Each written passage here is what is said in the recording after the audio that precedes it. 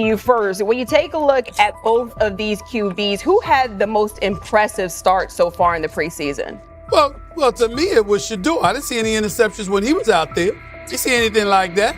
I mean, don't get me wrong. I don't think Dillon Gabriel did a bad job. I was impressed with the brother, but I'm going to go with Shedeur. You know, the pressure was on him. The spotlight was on him. Stephen A. Smith didn't just call out Dillon Gabriel. He held him accountable and made him rethink his comments. The moment Dillon Gabriel spoke and went after Shedeur Sanders, it wasn't a minor slip. He crossed the line and stepped directly into Stephen A. Smith's wheelhouse. And Smith answered with a clear, direct response that left no room for misinterpretation. The comparisons were emanating from the media more so than anybody else.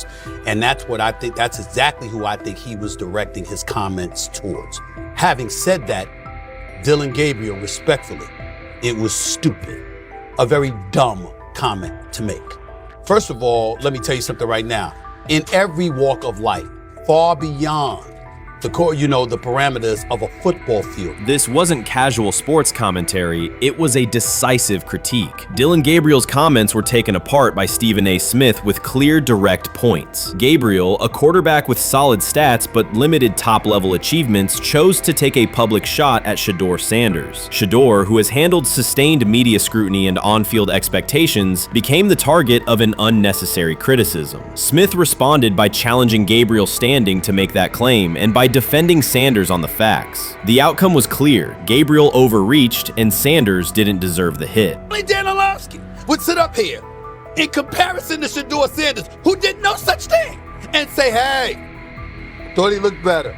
I got to give him the edge here. I thought it wasn't bad. A pick six and a fumble, and we can get over fumbles. Have you heard anybody say that? I know it's possible. Have you ever heard anybody say, we get over? Stephen A. Smith responded immediately. As soon as Dillon Gabriel made his comments about Shedeur Sanders, Smith delivered a clear, point-by-point critique that drew national attention across the NCAA media cycle. Dillon Gabriel has a reputation as a good quarterback, not a dominant one. He can post strong numbers against opponents like Tulsa, but his performance has been inconsistent when the stakes and competition rise to playoff level. Well, those who produce get treated differently than those who don't.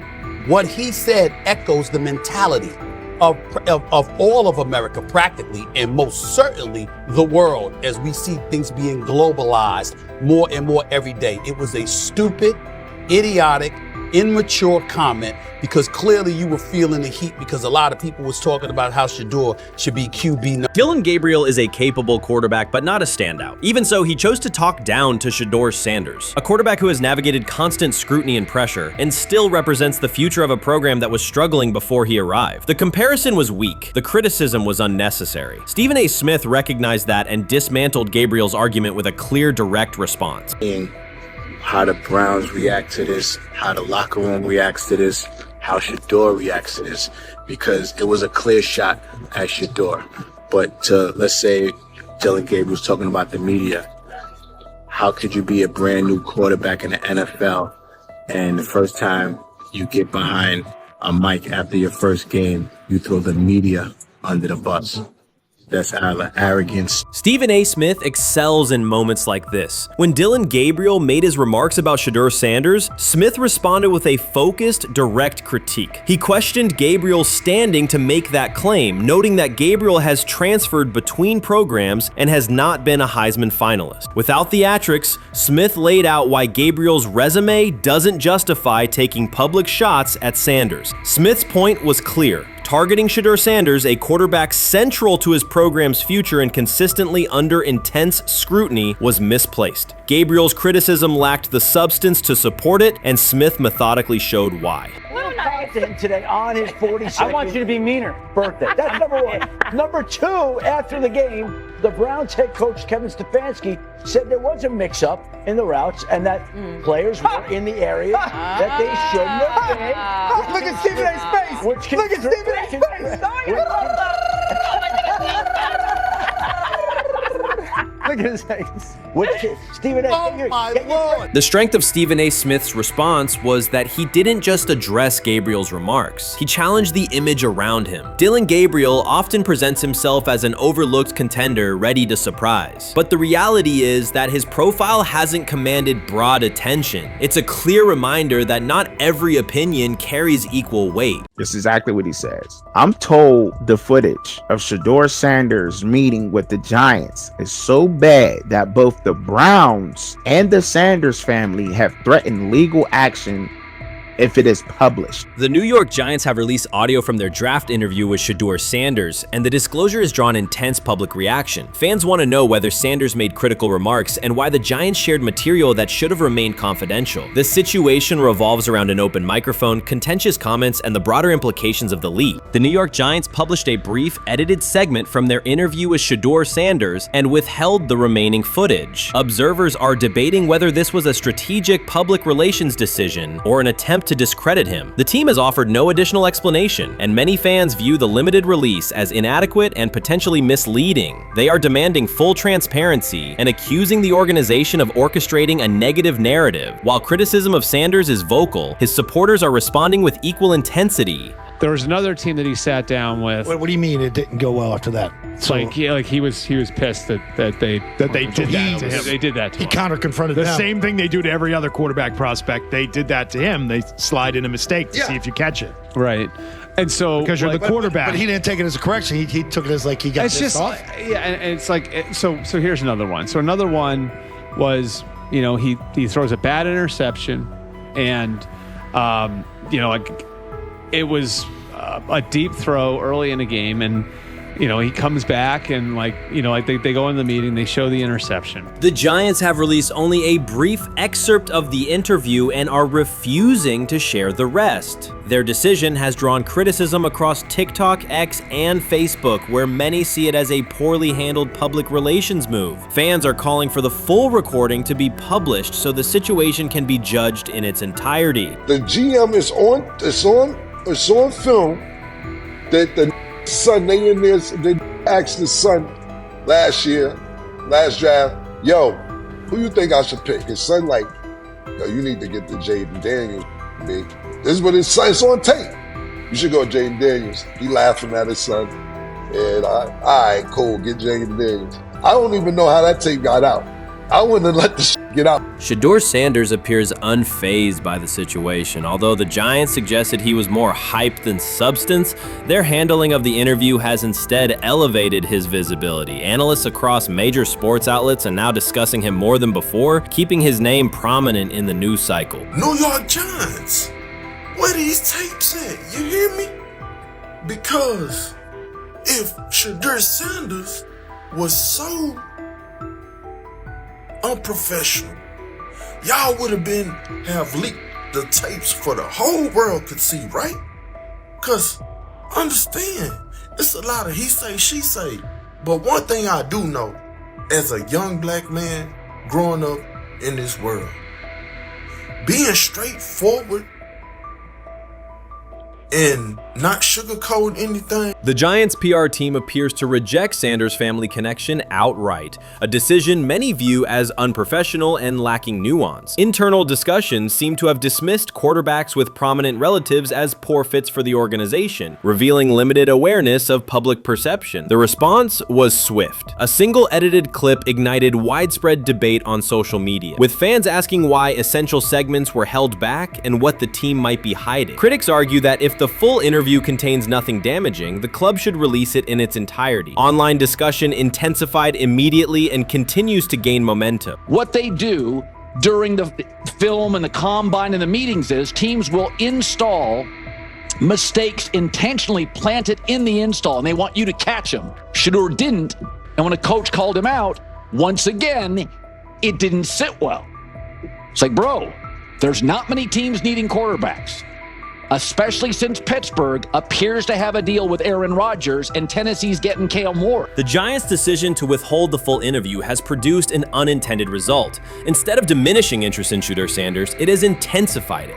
Media outlets and analysts are now examining every on-field rep, press comment, and public appearance as evidence of how he conducts himself under scrutiny. Each throw, adjustment, and answer is tracked and evaluated against league standards, reinforcing the view that he remains composed and professional. Many fans contend that the organization has misrepresented Sanders and suggest the issue may stem from the Giants' view of his father, Deion Sanders.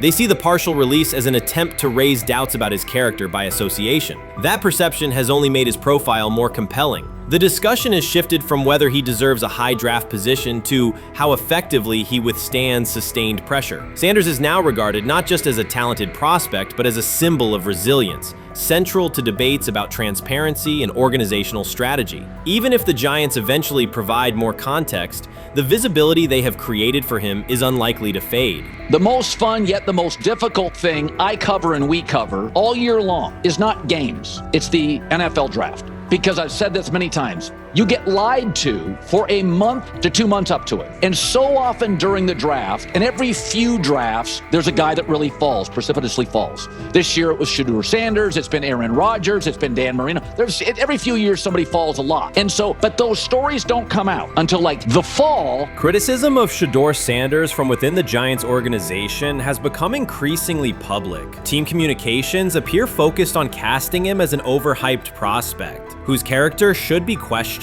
A narrative that seems aimed at shaping opinion rather than assessing performance. Yet each selective release or negative remark has instead amplified attention on Sanders and elevated his reputation. Efforts to confine him to a narrow, unfavorable image continue to produce the opposite effect, reinforcing his position as an underdog who endures external pressure. The debate has shifted from football analysis to broader concerns about narrative control and transparency. Fans, reporters, and online communities are still urging the Giants to publish the full interview, arguing that only complete context can resolve speculation. The organization's refusal to comply has intensified scrutiny and led many observers to conclude that the team underestimated public reaction and now faces questions it could have avoided with full disclosure. The tapes, the New York Giants have the tape. They definitely have the tape. It's confirmation that they had the tape. Shedeur didn't do nothing. It's what they saying he did. I'm gonna tell you what these mixed reaction right here. So we already know about the New York Giants, but the Pittsburgh Steelers head coach Mike Tomlin reported Miles Sanders' talent, but hesitated to draft him due to previous challenges with quarterbacks like Russell Wilson and Justin Fields, leading to more cautious approach. Las Vegas Raiders. Sanders met with Raiders at the NFL scouting combine and expressed enthusiasm about potentially joining the team. His familiarity with the West Coast offense and quick release was noted positive, though concerns about his ceiling. Hours after the Giants posted that short audio clip, the timeline never slowed. Comment threads filled with frame-by-frame breakdowns, lip-read attempts, and side-by-side comparisons of what was said versus what was left out. Reporters called league contacts. No one could explain why a franchise would stir this level of curiosity only to seal the vault. Each refusal sharpened focus on Shedeur Sanders, turning routine throws into national talking points.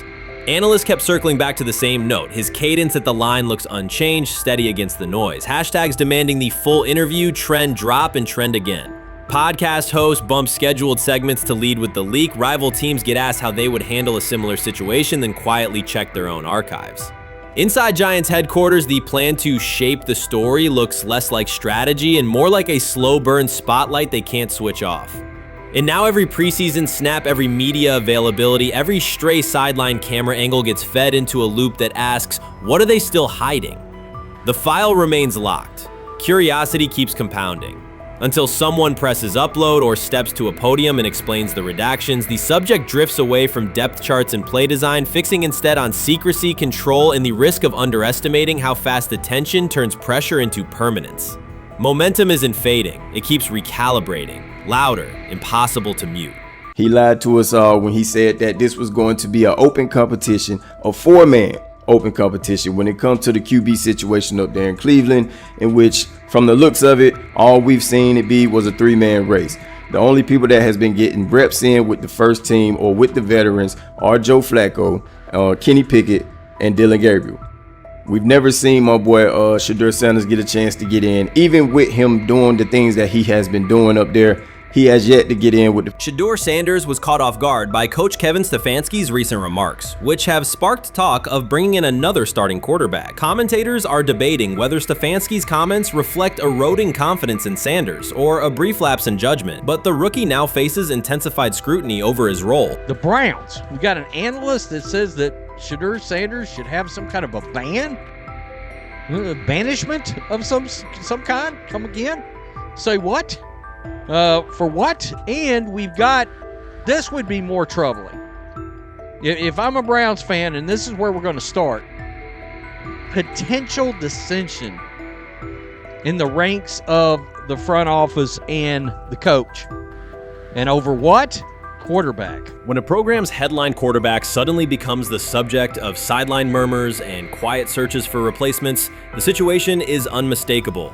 It's a breach of trust. Shedeur Sanders, the passer who put Colorado back in national conversations with his production and profile, has just received a clear message that his job security is in question. Coach Kevin, the assistant previously considered to be in Sanders' corner, made remarks that ignited speculation about changing quarterbacks. Fans, analysts, and even Deion Sanders are now reassessing the team's unity and its true plan for the position. The comment was no accident. It was a deliberate signal that the staff may soon elevate a backup. For perspective, Shedeur Sanders did not step into ideal conditions last season. He was sacked so often that Colorado could have dedicated a locker to every opposing edge rusher who reached him. Could I possibly go to bat for Kevin Stefanski as a great head coach? No, I couldn't.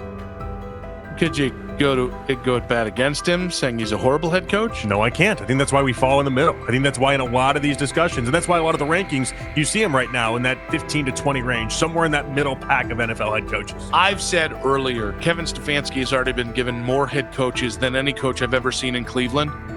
Starting with the decision to move on from Baker and him clearly still having another level to get to in Tampa. Last season, Shedeur Sanders often had to operate behind an offensive line that provided minimal protection, yet he still delivered precise throws and critical drives. At times, he seemed to be carrying a struggling roster almost on his own. Despite the constant pressure, he never complained, never threatened to transfer, and never acted entitled. He remained with Colorado because he trusted the program, trusted his father, and believed in the team's larger mission. That loyalty is why Coach Kevin Stefanski's recent statement that the quarterback competition is wide open struck so sharply. The remark implies that Sanders' starting role is insecure, as though the player who absorbed countless hits while holding the offense together is simply another name competing with walk-ons and first-year athletes who are still learning the cadence. This goes beyond ordinary coach language about fostering competition. It introduces genuine uncertainty about the staff's confidence in Sanders and invites speculation that Colorado is actively assessing outside options through the transfer portal. By characterizing the position as vacant, Stefanski has planted seeds of doubt that could quickly evolve into rumors and undermine the stability of the locker room. I'm sorry, but when it comes to quarterback, I'm going to defer to my head coach, generally speaking, especially one with Stefanski's track record and how he's viewed across the league. So this is interesting because it tells you Kevin Stefanski's not a Shedeur Sanders guy. And it also tells us who made these picks. Exactly. The Cleveland Browns made a rather awkward decision in the NFL draft, opting to take quarterback Dillon Gabriel in the 3rd round, well before he was expected to fly off the board. Then 2 rounds later, the Browns took fellow quarterback Shedeur Sanders. So what exactly is going on? Discussion has begun about whether Colorado is actively evaluating another quarterback and preparing for life after Shedeur Sanders. Analysts are debating whether Coach Kevin's move is calculated strategy or a misstep that jeopardizes team stability. Sanders remains a top NFL prospect, Deion Sanders' son, and the program's public face. His highlights dominate social media and his jerseys outsell the team's victories. Yet he is once again being asked to reaffirm his position. The issue is more than routine roster management. It intersects with the family dynamics that shape the program. By portraying the quarterback job as open, Coach Kevin signals to both Shedeur and Deion that the staff is willing to move on despite Sanders' stature. For Shedeur, sitting through film sessions while hearing talk of potential replacements adds an unwelcome layer of uncertainty to an otherwise proven resume. The decision may reflect a desire for a quarterback with a different profile, perhaps someone more mobile and system-oriented, rather than a dismissal of Sanders' accomplishments. Urban Meyer's roster history underscores the absurdity. Meyer coached Aaron Hernandez, whose off-field crimes are well documented, along with other players entangled in assaults, academic misconduct, and more. Yet Feinbaum singled out Newton, a national champion, Heisman Trophy winner, and NFL MVP, as the worst. This selective condemnation is not new. When Deion Sanders recently recently suggested implementing an NIL salary cap to restore competitive balance, Feinbaum dismissed the proposal and called Sanders a hypocrite rather than engage with the substance. The pattern repeats. Feinbaum routinely targets Cam Newton, Deion Sanders, Jameis Winston, Lamar Jackson, outspoken black athletes and coaches, while extending grace to figures such as Nick Saban, Kirby Smart, Dabo Swinney, or Tim Tebow under similar circumstances. Newton is no longer content to remain silent while others distort his story. In response, he laid out an accurate chronology, highlighting facts the commentary networks rarely repeat. One long-standing myth is that Newton was expelled from the University of Florida. He was not. Tim Tebow held the starting job unchallenged, and Meyer had no intention of displacing his star. Like thousands of athletes each year, Newton transferred to find a place where he could play. The move was strategic, not disciplinary. He is with 3-2-2-5-3-17 to transfer to and Moorbeck. Meyer was. Critics habitually resurrect the 2008 laptop incident to tarnish Newton's entire career. Newton has acknowledged the mistake, but its relevance is overstated. The incident did not prompt his transfer, nor did it derail his trajectory. After leaving Florida, Newton enrolled at Blinn College, a Texas JUCO powerhouse, and led the Buccaneers to a national championship while posting dominant statistics. That performance earned him the opportunity to transfer to Auburn. At Auburn, Newton produced one of the most extraordinary single seasons in collegiate history. More than 4,000 yards of total offense, 50 combined touchdowns, an SEC title, a national championship, and the Heisman Trophy. Achievement compressed into a single year under intense scrutiny. Even that landmark season is recast by Feinbaum as a cautionary tale. He claims Newton ignored head coach Gene Chizik by diving for a goal line touchdown when told to kneel, jeopardizing the game. In reality, Newton explained that the decision was a collective adjustment made in the huddle after reading the defense. While Auburn still held timeouts, the Tigers maintained control and secured the championship. Portraying that moment as reckless serves to recast Newton's success as selfishness rather than leadership. Feinbaum's approach to Sanders reflects the same dynamic. When Sanders urged a structured NIL ceiling to protect athletes and stabilize rosters, Feinbaum immediately labeled him hypocritical. Yet when Saban or Swinney voice identical concerns, Feinbaum frames them as thoughtful guardians of the sport. The inconsistency reveals that the determining factor is not the argument but the identity of the speaker. Unapologetic black leaders who control their narratives, challenge entrenched hierarchies, and Feinbaum's commentary often functions as a check on that influence.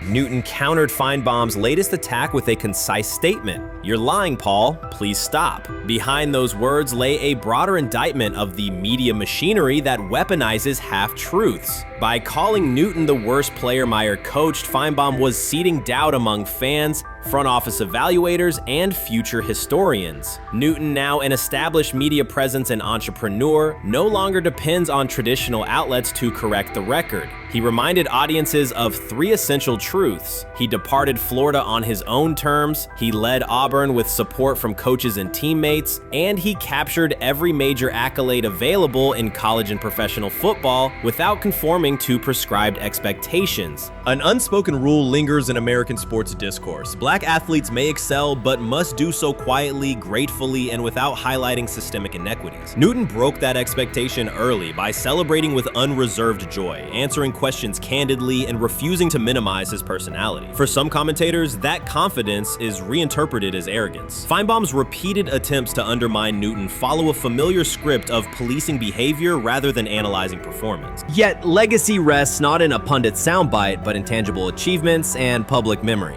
Newton's resume, Heisman winner, national champion, NFL MVP, speaks for itself. Millions of fans witnessed his impact on Saturdays and Sundays. Countless young quarterbacks saw someone who looked like them redefine the position's possibilities. The same is true for Sanders, whose player-first coaching philosophy and media savvy continue to influence college football's direction. Feinbaum's commentary cannot erase these realities. Newton, Sanders, Winston, Jackson, and others have already secured their places in football history. By publicly confronting misinformation, Newton set a precedent for athletes who now possess the platforms and technology to present their stories unfiltered. The microphone no longer belongs exclusively to legacy broadcasters. Newton holds it now, and he intends to keep it. a decisive shift that reduces the gatekeeper's influence and ensures that accomplishments are judged on merit rather than narrative manipulation. Shedeur Sanders doesn't ask for excuses. He hasn't blamed limited reps, patched together receiver groups, or fourth-string offensive linemen struggling against Cleveland's second-team defense. He shows up, works, and demonstrates why he belongs. On day 3 of Brown's training camp, for the first time since OTAs, he finally received something close to a fair opportunity. He lined up with the second unit during an 11-on-11 period and made the most of it. In 8 plays, he did what he typically does when given a chance. He executed. He went 2 for 2 on a quick series, finishing with a decisive throw to tight end Blake Whiteheart that immediately caught the sideline's attention. There was no hesitation in his drop, no unsettled feet, and no panic. Just firm, accurate timing and clean operation. It raised an obvious question. What has taken so long for the Browns to evaluate him with a functional group? The story isn't only about one throw, it's about the delay before it. Sanders has been the guy for most of his football life, commanding high school programs, starring in the Southwestern Athletic Conference at Jackson State, then operating under national attention at Colorado. For the first time, he's been told to wait. He has treated that reality as part of the job rather than a setback. He has prepared like a professional since the moment he arrived, and on the 3rd day of camp in heavy heat, he let the football represent his case. While coverage focused on the veteran presence of Kenny Pickett and Joe Flacco, Sanders made an impression with minimal volume.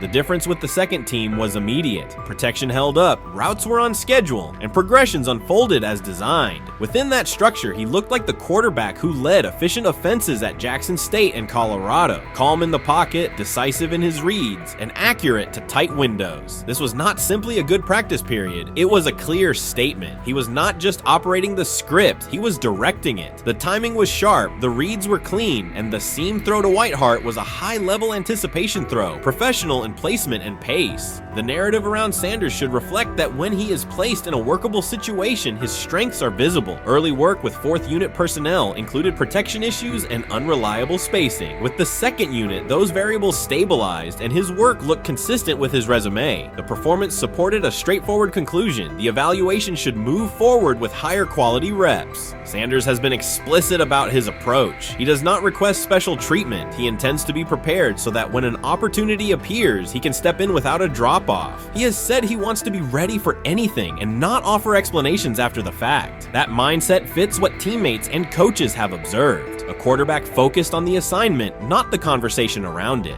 The conditions were demanding, relentless sun, heavy humidity, and a practice tempo that stressed decision-making. Many players fatigued as the session wore on. Sanders did not show signs of rushing reads or forcing the ball. He managed the pocket, reset his base when necessary, and continued to deliver on time. The path he has taken, HBCU starter in the SWAC, then Power 5 starter under constant attention, has prepared him for compressed evaluation windows. He has been under scrutiny for years. The heat did not change his process. He moved defenders with his eyes, anticipated breaks, and stepped into throws with balance. The crowd was not chanting his name, and there were no ovations. That was irrelevant to the task. He is focused on the locker room and the staff, and he is building credibility the same way he did at previous stops, by being reliable when the ball is snapped. Quarterbacks coach Bill Musgrave has emphasized ignoring external noise and keeping attention on install, footwork, and timing. Sanders is familiar with the dynamic. He has been followed by cameras and commentary since his early teens. He has experience living with attention and still adhering to routine. Under heat, with a narrow set of snaps and multiple decision points, he stayed composed and effective. 2 speeding citations, 91 miles per hour in Brunswick and 101 miles per hour in Strongsville, became national items. General Manager Andrew Berry characterized the decisions as not smart and stressed that it's not only about driving fast, but about the safety of others. Sanders accepted responsibility, stated that he learned from the incidents, and said he would follow the rules. The attention to those citations did not alter his daily schedule or his practice preparation. He arrived early, stayed engaged, and kept the discussion centered on work. Away from the field, he spent time at Rainbow Terrace in Cleveland after a significant apartment fire, distributing supplies and checking on families affected by the incident. There was no formal media rollout around the visit. It was an instance of direct engagement with the community without publicity attached to it. That reflects the same approach he shows inside the building. Do the work first. Sanders treats each rep as if it might be his last for the day and his only chance to show a specific element on tape. He prepares for protections, cadence variations, route adjustments, and timing listening with a level of detail that compresses the learning curve. When he is not under center, he studies coverages from the sideline, charts plays, and reviews video before and after practice. He writes down the next day's calls so he can anticipate checks. He has reference using virtual simulation tools to replicate snaps he does not receive physically. That is not a passive stance, it is an active attempt to reduce the distance between classroom and field. He is building relationships across the roster, not just with projected starters. He communicates with defensive backs to understand what they see and how they react to certain stems. He spends time with offensive linemen to align on cadence and protection calls. He connects with newer players away from the facility so that communication improves in practice. That is practical leadership, consistent, low visibility work that becomes obvious when the ball is snapped and the operation is smooth. 3 days into camp, a central question remains. Why hasn't he taken a first-team rep? Flacco has seen work. Pickett has seen work. Dillon Gabriel has been cycled in. Sanders has remained behind all three on the depth chart while producing efficient periods when provided stable support. Head coach Kevin Stefanski has not publicly detailed the plan for distributing first-team snaps among the quarterbacks. When asked, Sanders answered that it is not his place to comment on rotation decisions. That response aligns with his day-to-day conduct, respectful, professional, and centered on the next assignment. The staff is managing a room with a Super Bowl MVP, a former first-round pick, multiple rookies, and a new set of combinations on the offensive line. That creates a set of decisions about exposure, pacing, and evaluation windows. Within that context, Sanders has presented a clear case for additional evaluation. He has shown he can execute the offense as designed when the variables are standard. Musgrave has a long-standing connection with the Sanders family through his time as a teammate of Deion Sanders in San Francisco. That familiarity supports direct communication. It does not guarantee anything about the depth chart, but it does help streamline teaching, feedback, and expectation setting. Inside the defensive back room, veterans such as Denzel Ward have provided perspective on timing, leverage, and eye discipline that Sanders has incorporated into his preparation. He is operating without the immediate family structure that defined his college environment. Away from his brother Shiloh and his father Deion, he is managing his own housing, nutrition, recovery schedule, and all the smaller tasks that accompany an NFL routine. Those adjustments matter because they influence consistency across a long camp. He has treated those responsibilities as part of the job rather than distractions, which is reflected in a steady daily approach. What he showed on day 3 with the second unit was not a surprise to those who have tracked his prior work. It was a continuation of a profile: efficient sequencing, clear timing, and consistent ball placement when protections and routes hold up.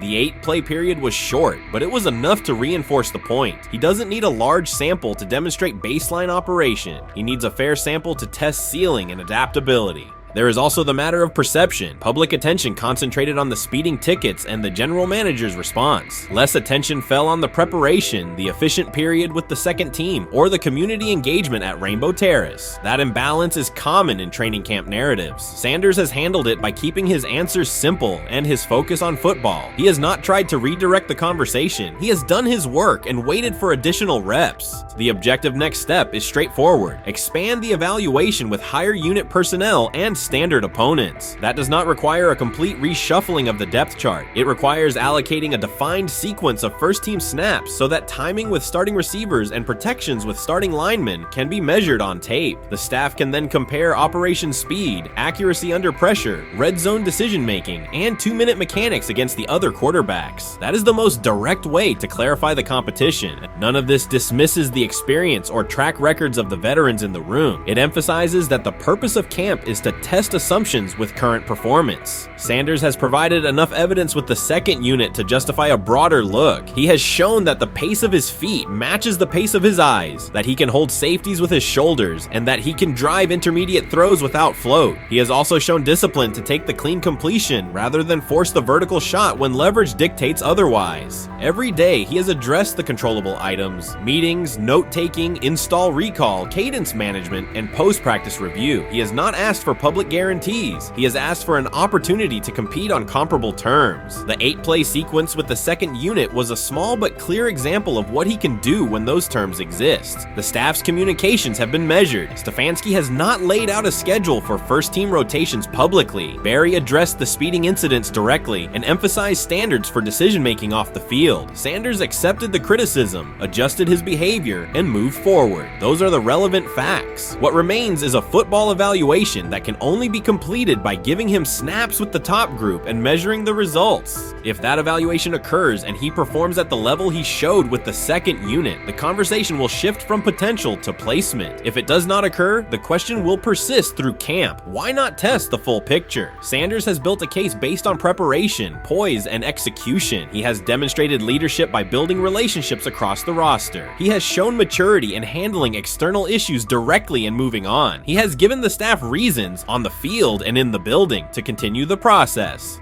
3 days into camp, he has answered everything within his control. He has shown growth, discipline, and consistent operation. He turned early fourth-team disarray into learning, then executed cleanly when moved to the second unit. He kept the discussion on football when outside topics threatened to dominate. He has not tried to win a press conference. He has tried to win every rep. If he continues to stack days like this, the next step is logical. Evaluate him with the starters, document the results, and let the tape determine the depth chart. Until then, he will continue to prepare, continue to compete, and continue to present the same message through his play. We've got news. Got news. About my Cleveland Browns. We've got an oblique problem. Obliques are big deals, especially when it's your quarterback. Now, he might be fourth on the depth chart, but he was number one in the preseason game last week, and he did a great job. 138 yards, 2 touchdowns. Shedeur Sanders has an oblique injury.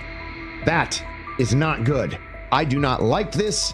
I hate this because I want to see more reps for Shedeur Sanders. Shedeur Sanders, a projected breakout this season, has been sidelined unexpectedly. The Browns coaching staff confirmed an oblique injury significant enough to keep him out of all activity. No reps, no drills, no warm-ups. Concerns are rising about how this may affect his momentum and force adjustments to the team's plan. The focus now is his recovery timeline, the impact on his development, and the next steps for the quarterback depth chart. Browns rookie quarterback Shedeur Sanders injured his oblique during practice today, putting his status in doubt for Saturday's preseason game against the Eagles.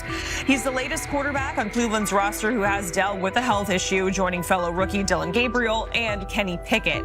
Sanders, who is trying to fight his way up the Browns' depth chart, started the preseason opener last week and threw 2 practice. So how concerning is this for Shedeur as he is trying to, again, make his way up the depth chart, be QB2, potentially QB1 in the future? Dillon Gabriel taking Shedeur Sanders' QB1 spot after Sanders suffers an oblique injury is more than a roster change. It signals the staff is choosing urgency over efficiency. You do not replace a quarterback operating near a 70% completion rate with one coming off a 32% outing unless the decision is driven by desperation or poor evaluation. That is not strategy, it is avoidable loss of production. The impact on accuracy, timing, and drive sustainability is clear, and the difference is apparent to anyone watching. Well, here's what we know. I mean, after practice, Kevin Stefanski, the head coach of the Cleveland Browns, was not available to the media, but I did talk to him on the field as the players were coming off, and he told me that Shedeur Sanders complained of oblique soreness during the warm-ups this morning. Shedeur Sanders' absence isn't just a gap in the lineup, it's a setback for the entire offense. He thrives under pressure and makes throws others won't attempt. When he's healthy, every pass has intent, every drive has rhythm, and opposing defenses know they're in for a long day. Replace him with Dillon Gabriel and the defense senses an opening. Corners press tighter, safeties cheat down, and linebackers blitz more aggressively because they don't expect the same timing, velocity, or accuracy. Yes. I mean, yeah, I'm a fan. I'm not even going to try to hide it. Rich gets You guys are fans. Like, you guys talk about the Cleveland Browns quite a bit. Yeah, it's almost annoying to me. It aggravates people. Like, people don't like the fact that Rich talks a lot They must about love Shedeur. I'm here. But it's like, you know, you have a friend, and Right. that friend's child is following in the family's footsteps. You want them to do well. I don't know why people have such an issue. I know Rich is supposed to be impartial, but it's kind of hard when you have that type of tie to it. But yeah, I'm rooting for Shedeur, man. And Dillon Gabriel's 32% completion rate isn't just poor, it's untenable at this level. A number that low needs no context. It means 2 misses for every completion. Weather, opponent, and play calls are secondary when efficiency is that limited. That output does not sustain drives or keep the full playbook viable, yet he is starting while Shedeur Sanders is sidelined. The contrast is clear. Sanders brings accuracy, timing, and command. Gabriel's recent performance reflects inconsistency and missed opportunities. Choosing Gabriel under these circumstances reduces offensive reliability and invites defensive pressure. It is a decision that sacrifices efficiency and field position. So it'll be interesting to see what happens with Dillon Gabriel, but to the Shedeur Sanders point, it is unfortunate because I thought he was gaining some momentum. I know the practice that they had before they left for Philly, Daniel Oyefusi reported that he actually took the most reps of all of the quarterbacks. And that was the first time that had happened. It was the first time that he had went ahead of Dillon Gabriel, practicing with the twos, etc. So, like, coming off that stout performance against the Carolina Panthers, he was gaining momentum. If this were a clean evaluation, there would be no debate. Shedeur Sanders is the clear choice. He's accurate, composed, and consistent with a track record of high-level production. Dillon Gabriel remains a question mark, and not the kind that stresses defense. He's the kind that makes coaches consider leaning on the run to limit risk and protect field position. The reality is that injuries create openings for players who haven't earned them. Gabriel has stepped into QB1 while Sanders is out, but that reflects circumstance, not superiority. We don't know the severity of this oblique injury and whether it will even keep him out of Saturday's game against the Eagles. As for moving up the depth chart, I'm the Browns preseason sideline reporter. I was there Friday night when he burst onto the stage and set the NFL world buzzing. And yes, his demeanor was tremendous. His poise was tremendous. He did the things that were asked of him. But at the end of the day, he wasn't actually asked to do all that much. The real concern is how this could attach to Shedeur Sanders' reputation. The NFL is unforgiving about availability. An oblique injury for a quarterback isn't minor. It affects mechanics, torque, and timing. Even with a strong return, the injury-prone label can linger. For the Cleveland Browns, or any team seeking stability under center, that perception is toxic. Teams don't want a player they fear won't make it through October. That's the risk. Talent doesn't always overcome league politics. Once questions about durability start, they rarely fade. They surface in contract terms, roster decisions, and sideline evaluations. So Shedeur Sanders is injured again? If you were following along on social media today for the Browns' first joint practice in Philadelphia against the Eagles, wow, you were in for a tumultuous ride. I mean, all the reporters, both Browns and Eagles reporters, were pretty much flabbergasted at the fact that Shedeur Sanders was taking 0 team reps during the day, and even Tyler Huntley was getting team reps instead of Shedeur. And then it came out, obviously, everybody's speculating. There's people calling for Kevin's jobs. And before I go any further, I don't blame anybody, ever. Meanwhile, Dillon Gabriel's numbers should be sidelining him, not elevating him. A 32% completion rate isn't a dip, it's a warning sign that points to issues with field vision, timing, and receiver cohesion. That's the quarterback taking snaps while Shedeur Sanders is out. Put their work side by side and the gap is obvious. Sanders shows consistent placement, timing, and footwork that reflect high-level execution. Gabriel's recent output introduces variability that shrinks the call sheet and stalls drives. You can't claim the priority is winning while starting a quarterback who isn't reliably delivering routine completions. Fans recognize it, receivers lose confidence and tempo when targets are off, the offensive line's urgency fades when protection doesn't translate into productive throws, team belief in the quarterback is fragile, and once it erodes, a season can come apart quickly.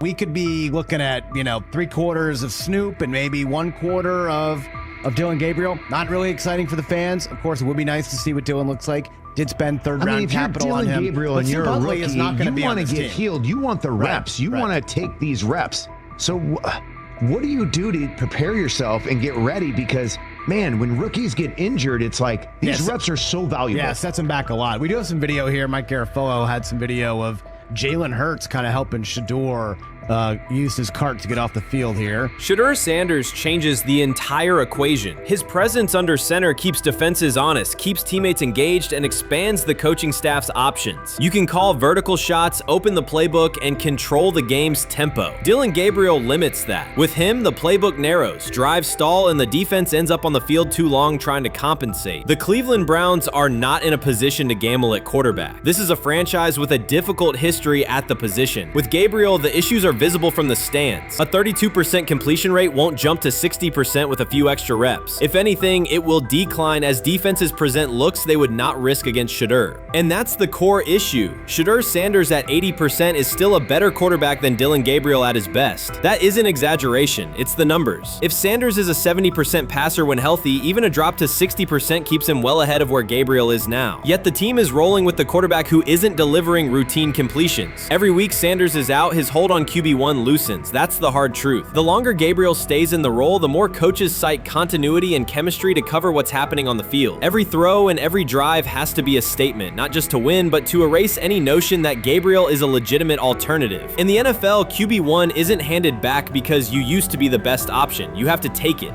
Started off with some positive news for Shedeur, and then it kind of just went left real quick. Shedeur got the news early on that if Deion Gabriel couldn't go, he would get his second straight start in the Saturday preseason game against the Philadelphia Eagles. And then he went on to injure his oblique. For the fans who don't know exactly what part of the body the oblique is at, and what that injury is, and how it can impact the quarterback, can you explain to them what is an oblique injury? It's like up in this area, right? Well, you can't see me, but like right up in here, when you go to throw, like obviously that's all that. So the truth is straightforward. The Cleveland Browns, or any team in this situation, aren't going anywhere meaningful with Deion Gabriel under center. You can frame it as progress and point to selective highlights, but reality will level it out, and by then the season is already slipping. Shedeur Sanders is the difference between a team with a path forward and a team playing out the schedule. He reads coverages, delivers on-time throws, and forces defenses to respect every level of the field. Gabriel turns the offense into guesswork. The NFL is built on results, and the results are clear. Gabriel's 32% completion rate functions as a warning sign. It doesn't need context, a clinic, or a film session to explain. It signals inefficiency that stalls drives and compresses the playbook. Yet he has been handed the role Shedeur established through precision, composure, and production. That decision undercuts the stated goal of winning. With Sanders, the offense retains structure, rhythm, and threat. With Gabriel, it narrows and exposes the defense to longer stretches on the field. Grab hold of the starting job. Yes, but I don't think we're going to know which one until we get deep into August. Now, I think, we tracked the reps everybody was getting at practice throughout the OTAs and minicamp.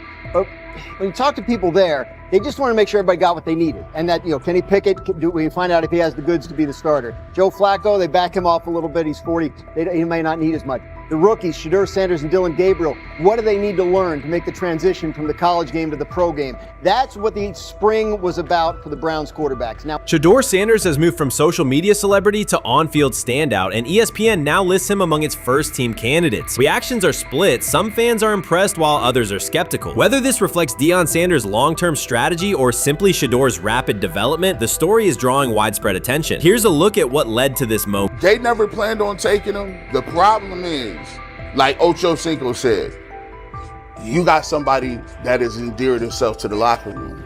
And guess what? The difference between him and Tim Tebow, the biggest one, is he can play. He can throw the ball. Tim Tebow running around being an H-back. He can throw the ball. And he's done everything he needs to do. He ain't saying nothing. He ain't rocking the boat. He ain't mad about the reps. He ain't mad about none of that. All the people out there want to see is this, like Tyver said earlier.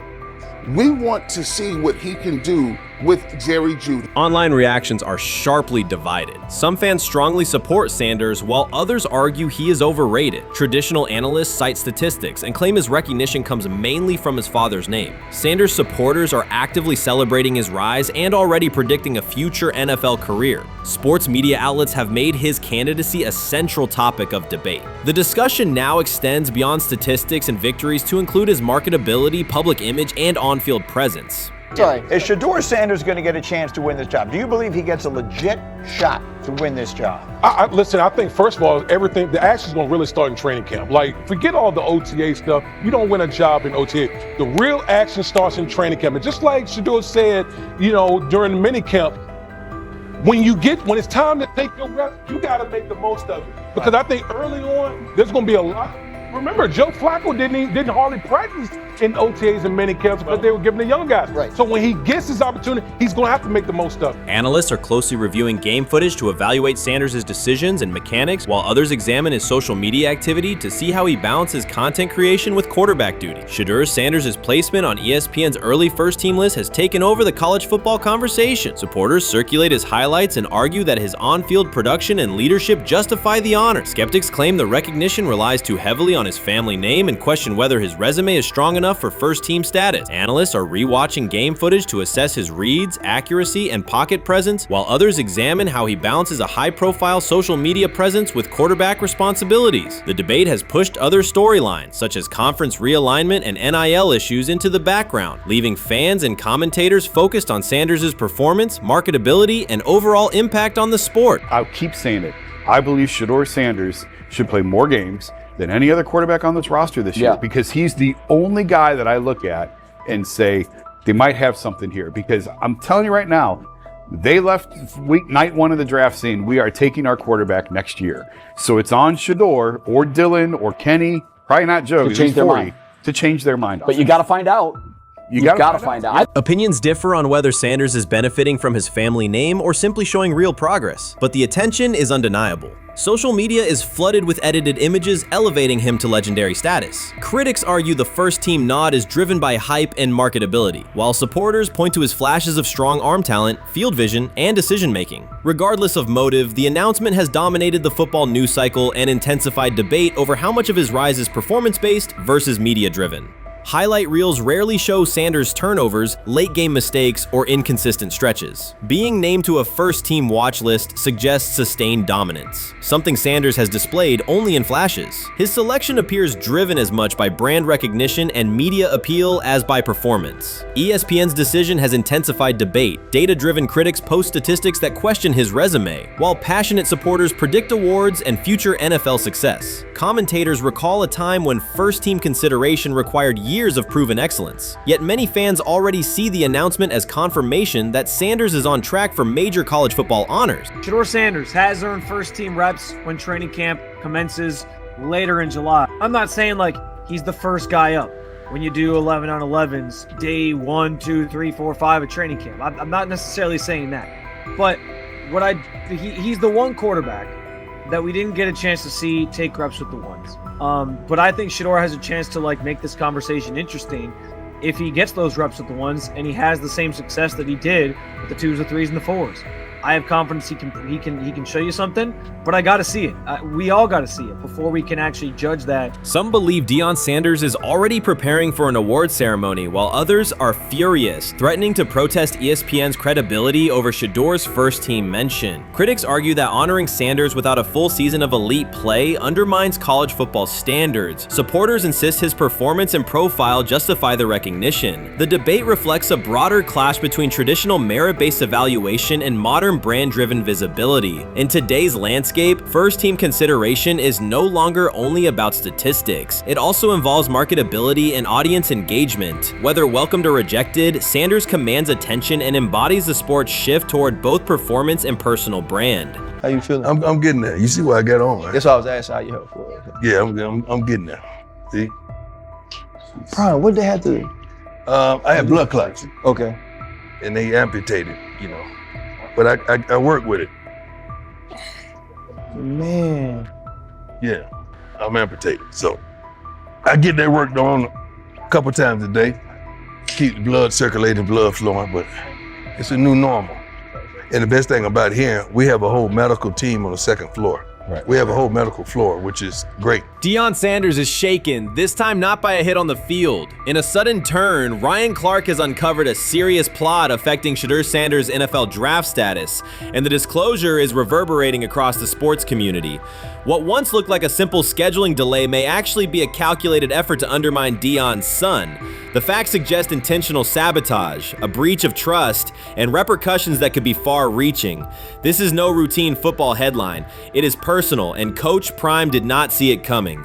The sports world loves to celebrate underdogs, yet it often takes even greater pleasure in tearing down rising stars. Deion Sanders is witnessing that cycle now, not from the sidelines as Coach Prime, but as a father. The lights in Boulder remain bright, the cameras keep rolling, and Sanders still wears his gold watches, sunglasses, and natural swagger. Still, behind that familiar smile is a man carrying deep pain as criticism aimed at his son mounts daily. How much of that is opening press conference saying, okay, we are family, saying that he was sent to do certain things? Do you feel like people got attached to that, or it just was the fact that prime time is at Jackson State?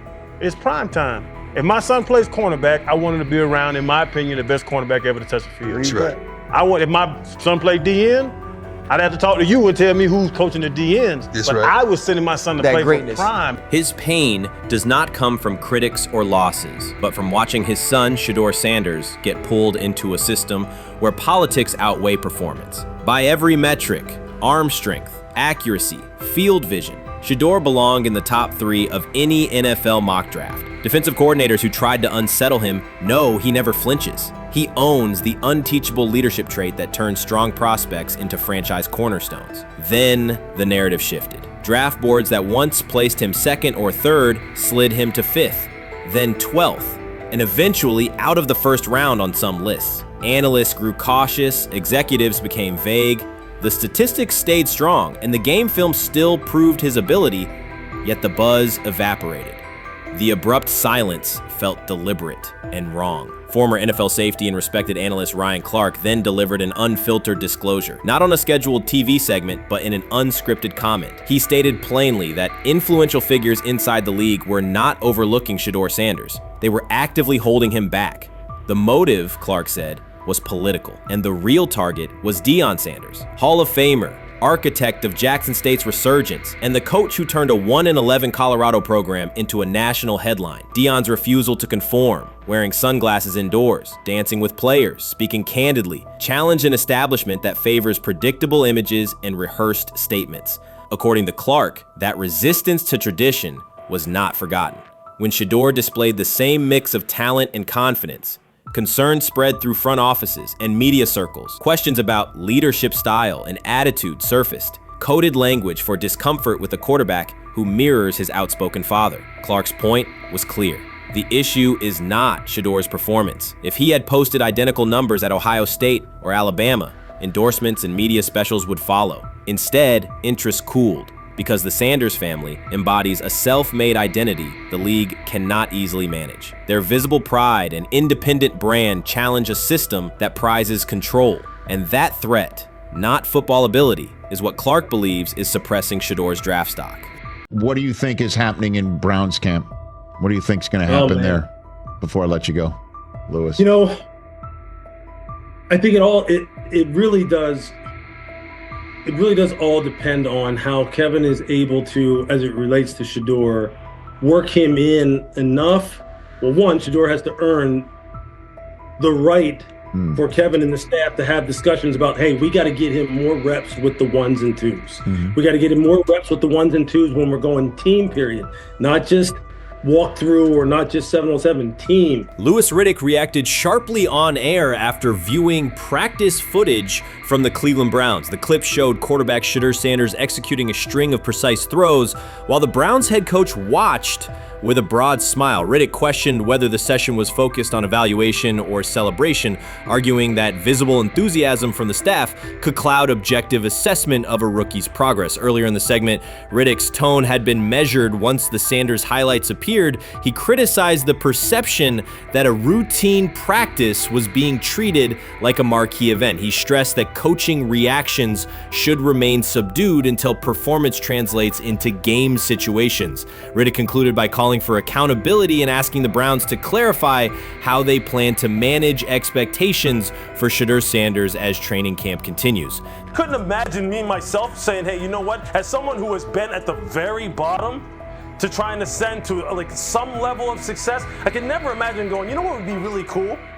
I'm gonna play a joke on someone like this and make pretend that I'm a GM and I'm drafting you when actually I'm not, and then I'm gonna hang up and just giggle about it. Man, what the hell are we doing? Seriously, what are we doing when we think that that kind of crap is funny? I don't know. Trying to get likes on TikTok. I don't have the right words for it. Right, Lewis, I'm gonna say this. I don't have the right words for it. Few situations unsettle a former front office executive faster than watching coaches celebrate a rookie quarterback before pads come on in August. In Louis Riddick's view, the Browns staff did more than acknowledge promise. They acted as though they had already secured their franchise leader. Throughout the session, Shedeur Sanders delivered 40-yard throws off his back foot, ran crisp 2-minute drills, and displayed steadiness rare for a first-year player. According to reports, each successful rep drew audible admiration from the sideline, highlighting how quickly enthusiasm has escalated. When Riddick reviewed the same practice tape and heard the glowing comments, he challenged the reaction on live television. He argued that a few controlled drills should not override the methodical scouting and development work that normally guides roster decisions. Riddick's criticism focused less on Sanders' talent than on the evaluation process. He warned that comparing a prospect to established stars or joking about renaming the stadium creates pressure before the player has taken an NFL hit, faced a disguised coverage, or logged a preseason snap. Praising potential is acceptable, he said, but anointing a savior in July risks repeating the organization's history of premature quarterback expectations. Sanders brings confidence shaped by his father's legacy and his own disciplined preparation, yet Riddick insists that progress must be confirmed over time. He urged the Browns to temper public excitement, follow a structured development plan, and reserve celebratory reactions for on-field results that matter. Regular season production under live pressure, not highlight clips from a midsummer workout. He has to earn that. Kevin has to figure out a way to do that, so then you can reasonably assess what you have in him compared to Dillon Gabriel, compared to Kenny, compared to Joe Flacco. If you don't, then the conversation surrounding him is going to continue to be what it's been, which is, but for some people, he was overhyped all along. He's not that great of an athlete, doesn't have a big enough arm. There's a reason why he was a 5th-round pick, blah, blah, blah, which I don't believe. I believe if he is given enough reps, earns enough reps, and then is given enough reps in meaningful situations, he can throw the ball just as good as Joe, if not better, just as good as Kenny, if not better, just as good as Dillon Gabriel. After more than 2 decades in personnel and broadcast analysis, Louis Riddick was dismayed to see a franchise bypass basic evaluation standards after only a series of eye-catching minicamp throws. Reviewing practice footage from Cleveland, he observed Shedeur Sanders drilling 40-yard passes against uncovered receivers and running 2-minute sequences with poise. In Riddick's view, those reps, conducted without pads, contact, or a disguised rush, show arm talent but reveal little about how a rookie handles game pressure. Riddick said the Browns' reaction drifted from objective assessment to outright admiration. Multiple reports indicated coaches were sketching new concepts for Sanders during dinner and referring to dedicated Shedeur packages well before a padded practice. Even the veterans in the quarterback room showed no visible alarm, a sign that staff excitement had already reset the internal depth chart conversation. The analyst emphasized that his concern is not Sanders' skill set. He acknowledged the quarterback's arm strength, footwork, and composure, but rather how quickly the club appears willing to declare him its long-term answer. Riddick cited several past prospects who received similar midsummer acclaim only to stall once real competition began. Given Cleveland's long history of quarterback turnover, he argued the organization should focus on incremental milestones, processing post-snap reads, surviving live pass rushes, and rebounding from mistakes on Sunday afternoons. Riddick urged the Browns to temper expectations and follow a structured development plan so Shedeur Sanders can progress without undue pressure. One coach reportedly admitted he replayed Tuesday's scrimmage film so often that he lost sleep, an anecdote Riddick offered as proof that enthusiasm is already outpacing reality. All asking now is what is going on with Shedeur Sanders, and so the floor is yours. Maybe you can make sense of this free fall with what was at one point the top-rated quarterback in this draft class. Yeah, see, I think at this point in time, this really isn't a football discussion any longer. This is a personal discussion. This is about it's a fit discussion. It's whether or not teams are just comfortable with everything that comes along with Shedeur in terms of who he is as a person, all the people that are surrounding him in terms of his inner circle, and whether or not teams deem that to be something that they're comfortable with. Right or wrong, that's the only conclusion you can really come to at this point. Louis Riddick voiced an escalating concern during the segment. Having witnessed numerous quarterback setbacks in his career, he worries another may be forming, not because Shedeur Sanders lacks talent, but because the praise around him is growing without restraint. Sanders has simply attended practice, delivered accurate passes, led the huddle, and shown the composure expected of an NFL player. Riddick fears the Browns' reaction, treating routine drills as proof of long-term success, risks setting premature expectations. He cautioned that the organization seems ready to celebrate a franchise savior before Sanders has taken a competitive snap, noting that such early adulation has derailed promising prospects in the past and could impede Sanders' measured development.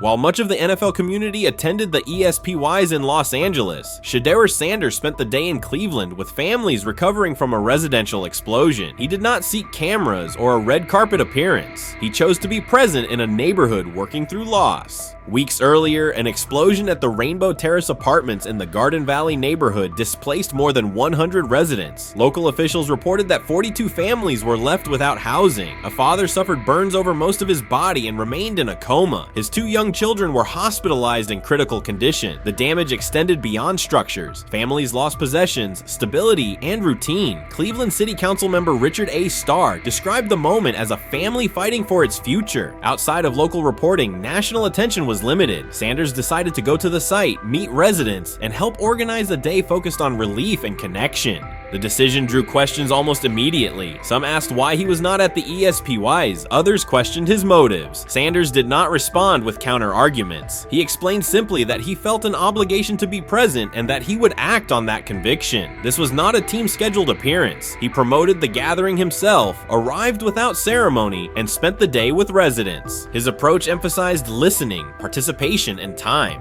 The event, which he called the Garden Valley Fun Fest, brought a large turnout over several hours. The purpose was straightforward: create space for families to reconnect and for children to play, even as recovery work continued. Sanders threw passes with kids on the blacktop, joined in games, and spoke with parents and grandparents about what they were facing next. He moved through the apartment complex and common areas with minimal staff support. Browns defensive lineman Michael Hall Jr. attended and interacted with residents as well. There were no speeches or staged moments. The focus remained on residents and their needs. Questions about visibility persisted as photos and short clips circulated online. Some criticism framed the visit as a substitute for a higher profile appearance in Los Angeles. Sanders kept to the same message. The priority was to support a neighborhood coping with displacement and uncertainty. He did not present the choice as a protest of any event. He presented it as the correct use of his day. When local media asked about his intent, Sanders said his goal was to provide families with a day of enjoyment and a reminder of community. He added that financial support can help, but that showing up in person also matters. Standing with people, listening to them directly, and offering time. The statement matched the structure of the day. He stayed on site, remained accessible, and left the focus on residents rather than on himself. The timeline mattered to him as training camp approached. Sanders did not connect the visit to his role on the depth chart or his draft position. He kept references to football confined to preparation, learning the playbook, protections, cadence, and timing, seeking guidance from veterans, including Joe Flacco, and staying ready for opportunities when they come. He has repeated that he has time to grow and intends to use it to learn the system and earn trust. The visit did not alter those priorities. He returned to his regular schedule the next day. Since arriving in Cleveland, Sanders has treated community work as part of his responsibilities. Before his jersey went on sale, he visited schools, including John Marshall High School, speaking with students about goals, accountability, and effort. He set public objectives confidently, such as long-term aspirations for the franchise, but paired them with routine work in the building, meetings install, film, and on-field reps. The day at Rainbow Terrace fit that pattern. Identify a need, show up, contribute, and avoid unnecessary attention. For residents, the FunFest provided a brief reprieve from ongoing challenges: housing transitions, school logistics, medical appointments, and the paperwork that follows an emergency. For teammates and staff who observed, it was an example of a rookie investing time locally without seeking a headline. For Sanders, it reinforced how he plans to operate in Cleveland: be consistent, be present, and let actions speak. The setting at Rainbow Terrace underscored the scale of recovery ahead. Families described the first weeks after the explosion: nights in temporary housing, efforts to replace clothing and essentials, coordination with agencies and community groups. Sanders moved from group to group, speaking with parents about their immediate needs, greeting elders who came to watch the activities, and encouraging kids who wanted to throw a football, run races, or take a photo. He kept the schedule flexible so residents could arrive and leave as they were able. Community partners and volunteers handled tables for supplies, simple games, and refreshments. There were no sponsor banners or organizational pitches. Residents organized as they usually do, checking on neighbors, guiding children, and sharing updates. Sanders' role was clear: participate, make time, and listen. The presence of a recognizable player brought energy, but the purpose remained practical: create a normal afternoon in a place that had not felt normal since the blast. Online reaction covered the full range of opinion. Some posts praised the decision and the event's tone. Others questioned why a rookie would skip a high visibility awards show. Sanders did not try to manage that conversation. He maintained the same explanation. He chose to spend the day where he believed he could be useful, and then he returned to his football schedule. The approach was consistent with how he addresses other topics: answer directly and move on to the next task. The same measured approach appears in his preparation for camp. Sanders has not asked for public guarantees about reps. He has focused on install recall, cadence, and protection IDs, route timing, and situational work. He has sought input from veterans, thanked teammates who have provided guidance, and spent time with receivers and linemen to align on communication.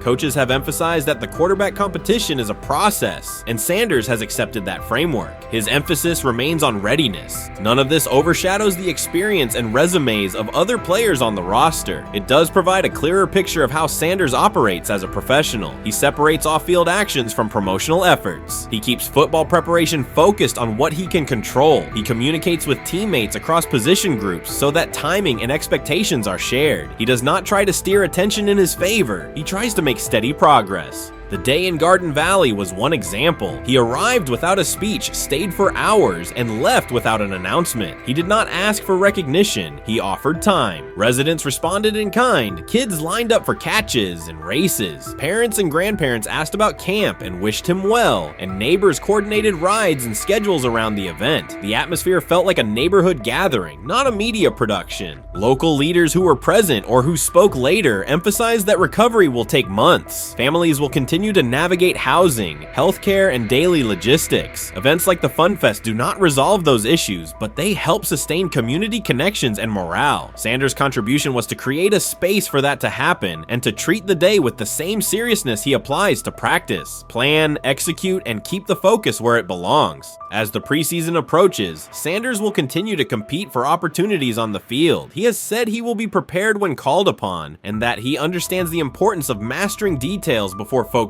on outcomes. The organization will make decisions based on evaluation, and he will accept the results while continuing to improve. The off-field choices will remain consistent, identify needs in the city where he lives, and contribute in direct, practical ways. The core elements are simple. A neighborhood suffered a significant loss. Residents faced immediate and ongoing challenges. A rookie quarterback chose to spend a day there, without a press conference, without a schedule of talking points, and participate in a community-led event designed to give families a break and remind children that play still has a place. He provided presence, not a headline. He listened more than he spoke. He returned to work the next day. In a league and media environment that often prioritize visibility, Sanders made a different choice. He kept attention on people, not optics. He placed value on time spent in person rather than on appearances. He continued to build trust in the locker room and in the city through steady conduct rather than declarations. That approach, measured, direct, and consistent, will shape how he is viewed in Cleveland as much as any public statement could. The outcome of his football career will be decided on the field by installations learned, reads made, throws delivered, and games played. The outcome of his role in the community will be measured by smaller, quieter moments. Afternoons like the Fun Fest, school visits, and unannounced stops where listening matters more than being seen. For Cleveland residents at Rainbow Terrace, the takeaway from that day was straightforward. Someone who represents their team showed up, stayed, and participated without fanfare. For Sanders, it was the same. Do the work in front of you, whether that is a practice period or a neighborhood event, and keep the focus on the people who are affected most. Rich Eisen addressed the armchair analysts and online critics head on. Shedeur Sanders just received his opportunity, and the backlash arrived immediately. Eisen responded with a clear point-by-point case explaining why the criticism misses the mark. If you thought Shedeur's rise was rapid, Eisen's analysis puts it in proper context. Here's what he laid out on air. Already speaking in Cleveland high schools. Weekend after, flying out immediately to get to work. But his character's terrible, right?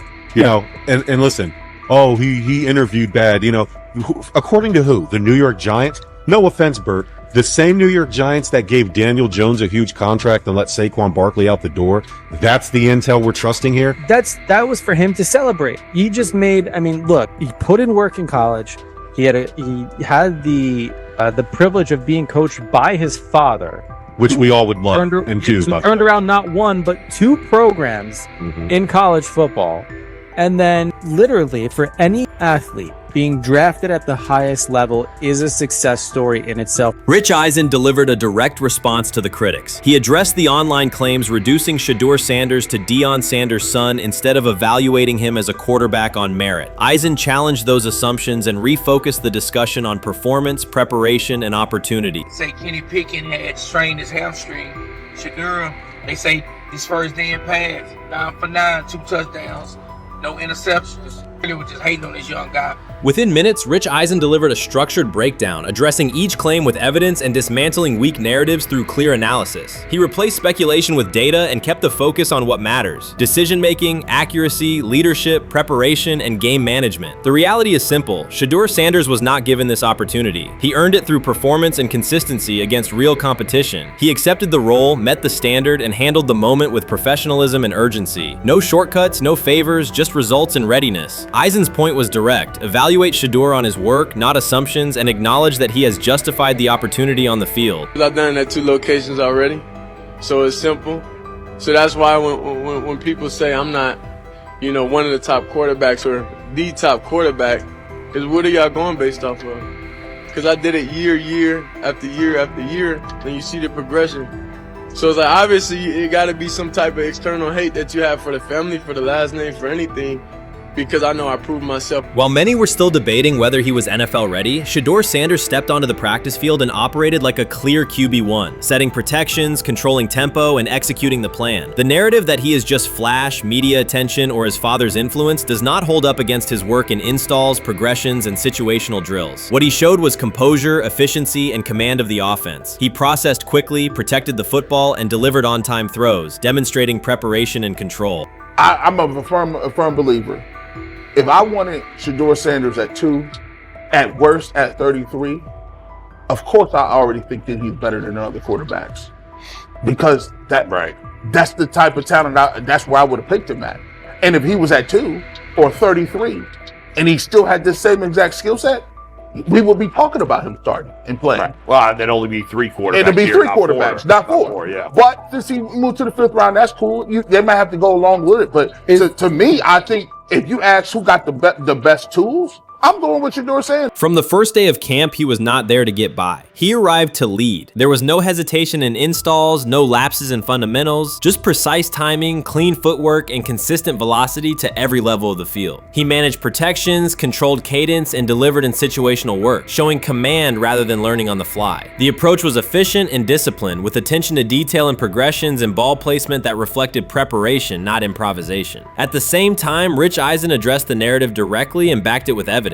He laid out clips, context, and performance markers to cut through speculation. Eisen emphasized that Shedeur Sanders did not step into this moment because of publicity. He built toward it through sustained work, resilience, and results. The background, media readiness, high football IQ, and a professional approach was developed over years, not days, and it translated to immediate operational control of the offense. The resistance came from familiar places. Some in the traditional guard still frame mobile quarterbacks as limited and expected the nepotism label to define him. That view did not hold up against what was on the field: composure under pressure, secure decision-making, accurate throws into tight windows, and consistent execution in red zone and 2-minute sequences. Eisen's point was clear: evaluate Shedeur Sanders on performance and readiness. The evidence shows he earned the opportunity and is meeting the standard with accountability and consistency. Yeah, teams didn't draft him because they didn't think he was first-round talent. And the quote we played and that's on the screen, I think is flatly wrong. We all know this shouldn't have happened. Yes, it should have. It should have happened because this wasn't. Now, again, teams can be wrong. The league as a whole can be wrong. Hell, the Baltimore Ravens drafted a 25-year-old tight end before they drafted Lamar Jackson in the same draft. The die is not cast on who Shedeur Sanders. He stated it plainly. This is not a celebrity appearance. This is a quarterback with pocket presence, leadership, and decision-making that stands on its own. You either show it or you settle into a backup role. Shedeur Sanders is not auditioning. He is establishing himself as the starter. When the opportunity arrived, whether through injury, trade, or depth chart changes, Shedeur was prepared and delivered. He did not hesitate. He executed the offense and finished drives. As others tried to catch up to what they were seeing, Rich Eisen reinforced the same message he has been repeating: evaluate the work. Camp reports have been consistently positive, but the important shift is how the performance is being received. Casual attendees who came to observe left talking about Shedeur's command and poise. Detailed observers focused on his pre-snap reads, protection checks, and audibles, highlighting the mechanics, timing, and ball placement that support efficient, controlled play. I view things as I got time. I got time to be able to grow and mature, and be able to understand the ins and outs of the defenses and be able to get the good insight from the vets in the room. So I look at it as, a plus. And whenever, it's time for me to play. Shedeur Sanders rolled into Browns camp and instantly made the whole practice feel like a recess pickup game. NFL vets suddenly looked like they'd forgotten the playbook and were just trying to keep up. With that being said, I see some balls coming out of Shedeur Sanders at that camp, and I'm like, kind of looks like a guy. Yeah, I'm ready. He can sling it. Ready to. I see him, some of the veterans, how they talk to him, mic'd up, see what he's doing in the community. Talking about Njoku there? Njoku, Mike Napier.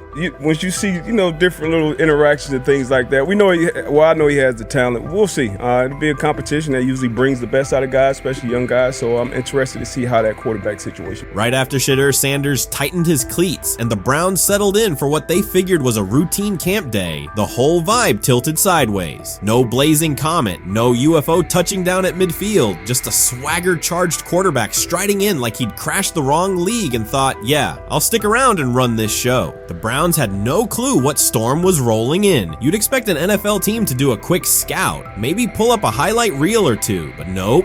They greeted Shedeur with a shrug, only to watch him seize the field on snap one and run the whole operation like a seasoned pro. First and foremost, he's been the best quarterback in camp. Now look, Joe Flacco ain't had many opportunities. It was a whole day I saw he didn't throw the ball at all. Here's my theory on the situation. They already know who's starting in the number 2 is. They already know. Joe Flacco and Shedeur Sanders is already locked up. You're missing the boat, people. You're missing the boat.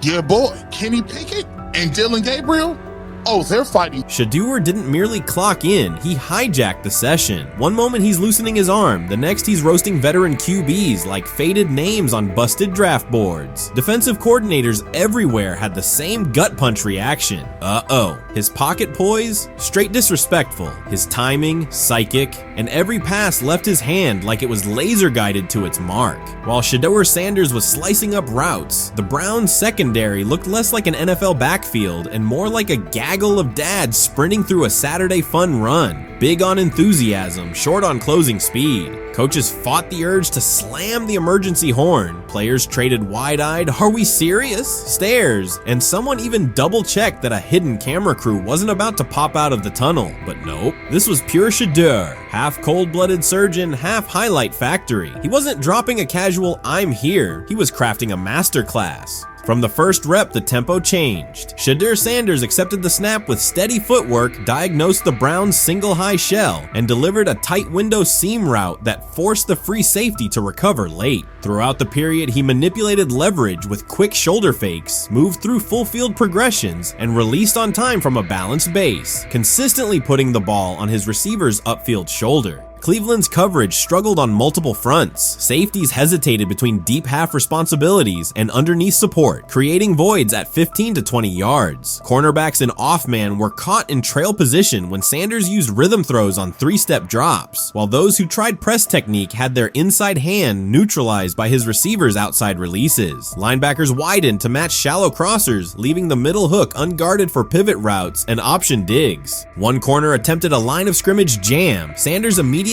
adjusted the route to a back shoulder fade, releasing the ball before the break and rendering the press ineffective. Over the session, he showcased pocket discipline, reclimbing to maintain throwing lanes rather than drifting, and finished with a series of anticipatory throws against cover 2 cloud, fitting vertical outs between the flat and deep half defenders. Sanders' combination of rapid post-snap processing, precise ball placement, and pocket efficiency exposed coverage mismatches at every level and highlighted communication gaps in the Browns secondary. By mid-session, the Browns defensive staff clearly recognized their calls were outmatched. Every adjustment, a roll to cover 6, a simulated pressure, a late rotate to 2 high, was neutralized once Shedeur Sanders confirmed the post-snap picture. Routes that had taken weeks to script were beaten by timing and location. Comeback set at 12 yards broke open before the corner's transition. Slot seam outs dotted the void between the flat and deep half defender, and boundary receivers beat press with quick hand techniques, receiving the ball before the trail man could recover. Sanders' command was methodical. He used cadence to freeze plug blitzes, re-ID'd the mic when linebackers sugared the A-gaps, and maintained a firm base so he could reset and fire without resetting his feet. His receivers benefited from that rhythm. Top of the stem, eyes back. Ball delivered on their upfield shoulder, allowing immediate transition to YAC. The Browns front tried a late stunt to compress the pocket. Sanders climbed 2 steps, re-spotted the shallow crosser, and delivered in stride, turning a potential sack into a 20-yard gain. What stood out most was how little ramp-up Sanders needed. From his first series, he processed full field concepts at tempo, cycling through progression reads without hitching. The poise under interior pressure, consistency in ball placement, and ability to manipulate zone defenders left the Browns' coordinated disguise packages ineffective and forced them into static coverage by the end of the period.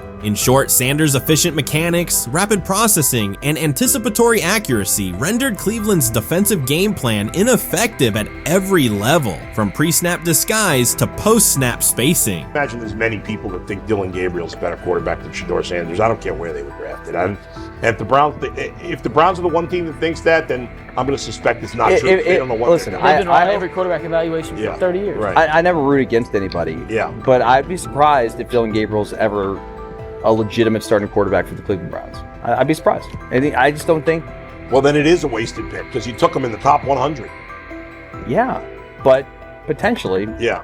May get away with it because of Shedeur. An edge rusher chirped at Shedeur Sanders between snaps, hoping to shake his rhythm. On the very next play, Sanders answered with a 30-yard laser, a deep dig from the boundary side that split the single high safety and the trailing corner. He hit the top of a 5-step drop, kept a firm base, and delivered on time to the receiver's outside shoulder, turning what should have been a routine rep into a sudden change explosive. From that moment on, every coverage wrinkle the Browns tried, rotating from cover 3 to quarter half, flashing a Tampa 2 shell, mugging both A-gaps, was met with a precise counter. When corners pressed, Sanders adjusted the route to a back shoulder fade. When safeties widened, he checked to a glance post. When linebackers bailed, he found the running back on a delayed option out of the backfield. Even late simulated pressures couldn't move him off his spot. He simply climbed, reset his feet, and fired. As Cleveland's defenders rotated through checks, Sanders manipulated them with cadence and eye discipline. He froze weak side safeties long enough to create intermediate windows, then feathered the ball into those lanes before help could arrive. When the Browns finally dropped 7 and matched every route, Sanders tucked the ball and converted 2 separate 3rd and 6 situations on the ground, reminding everyone that his mobility is as calculated as his arm. By the end of the session, the defensive coordinator's call sheet looked obsolete. Sanders had neutralized blitz looks, exposed spacing issues in zone, and forced the unit into static base coverage just to survive the period. It wasn't a camp drill anymore. It was a clinic on timing, processing speed, and controlled aggression, delivered snap after snap by a quarterback who never needed a warm-up lap to own the field. They never planned on taking him. The problem is, like Ocho Cinco said, you got somebody that has endeared himself to the locker room. And guess what? The difference between him and Tim Tebow, the biggest one, is he can play. He can throw the ball. Tim Tebow running around being an H-back. He can throw the ball. And he's done everything he needs to do. He ain't saying nothing. He ain't rocking the boat. He ain't mad about the reps. He ain't mad about none of that. All the people out there want to see is this, like Tyler said earlier. We want to see what he can do with Jerry Jeudy. That's it. I want to see what he can do with David Njoku. I want to see him with Junkins. I want to see him with the first running backs. If you are cooking, if you are beating down the doors with the 3s and 4s, guess what? You deserve more. From the first team period on, Cleveland's secondary looked a step slow. A deep third safety hesitated on a post-snap rotation, leaving Shedeur Sanders free to climb the pocket and fire a 22-yard out that arrived before the defender could plant and drive. The supporting cast around him, players fighting for roster spots, not Pro Bowl invites, benefited from his command. Sanders used tempo to control the defensive front, altered protections at the line, and located throwing lanes so quickly that one receiver didn't register the catch until he crossed the goal line. As the Browns tried new personnel groups, coverage busts multiplied. Starters slipped out for hamstring stretches while rookies rotated in, only to find the ball arriving on their blind side before they'd completed a midpoint squeeze. On a later 3rd and long, Cleveland finally closed the interior rush lanes, compressing the pocket with 3 defenders. Sanders pivoted through the traffic, stepped into a narrow escape window, and without resetting his shoulders, whipped a no-look pass to the boundary curl for a fresh set of downs. The throw turned a potential sack into an explosive play and left the coaching staff scrambling for answers. The people who are fascinated by Shedeur for whatever reason, whether it's his play, I guess last year was kind of fun. If you're just like a guy who grew up like loving Deion Sanders and passed that love on down to your kids, I can see why you're like that. The one thing I will give them is you're looking at this quarterback room. If you're a fan of Shedeur and say, why can't he go beat Dillon Gabriel or Joe Flacco or Kenny Pickett? So I do understand that part of it, right? Because why not? Why couldn't he be the Brown starter in October or November? That looks like a quarterback room where everyone will get a chance to start. You made an interesting point. So I tend to have the drip, drip, drip. This was my Johnny Manziel theory, is that everybody makes mistakes, especially when you're young. But if I see 2, 3, 4, 5, then you've got a plumbing issue. It's not just you didn't close the faucet. So there's about 6 pieces of video in college where Shedeur was a little bit of a brat, whatever. Then there's the legendary cringy draft room. Didn't love that as a B prospect.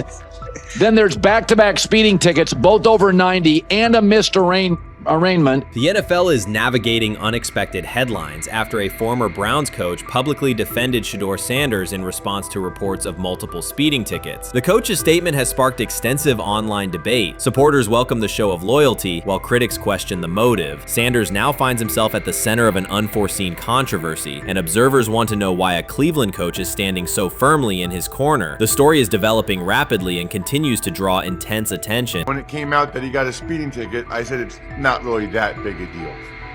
I feel very differently about it now. Over 40 miles an hour over the speed limit, less than 2 weeks after you just got a ticket.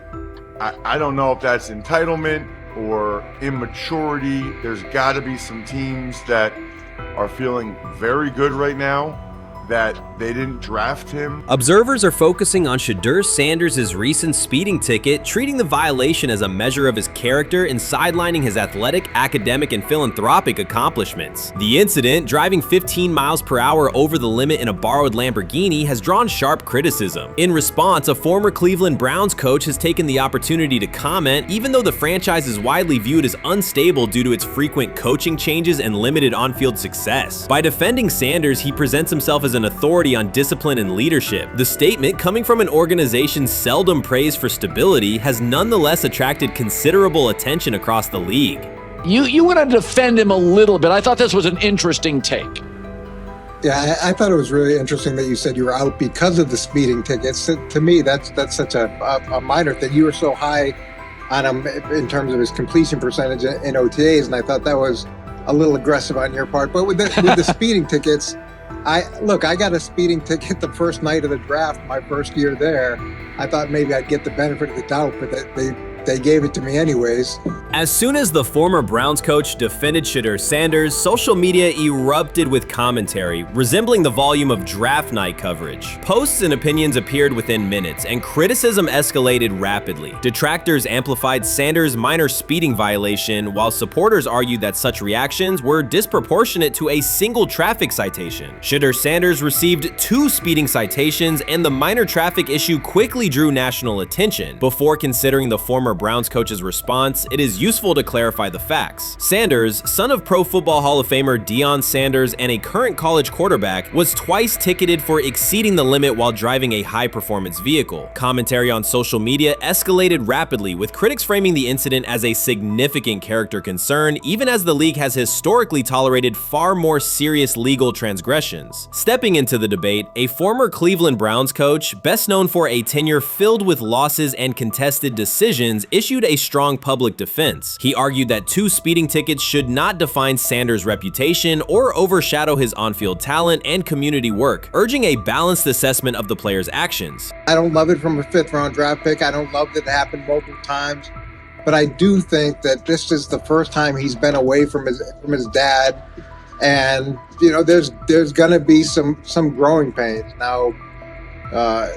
would I sell my stock on it like you are? Not because of a couple speeding tickets, especially in light of the problems that Brown's quarterback room has had to deal with legally in the last few years. I mean, this is nothing. The debate quickly shifted from 2 speeding citations to broader claims about integrity, growth, and leadership. The former Browns coach framed the infractions as moments for personal development and urged observers to view them in context. Critics responded forcefully. Some called for disciplinary action, others questioned Deion Sanders' parenting, and a few sought to discredit the coach himself, despite his professional record already being widely analyzed across the league. The reaction underscores an apparent inconsistency in public standards. Fans often overlook on-field confrontations, heated sideline arguments, and other significant controversies, yet they treated Sanders' as routine traffic offenses, speeding without evidence of reckless endangerment, as indicators of serious character flaws. If such minor violations were adopted as the primary measure of morality in professional football, many players would face similar criticism.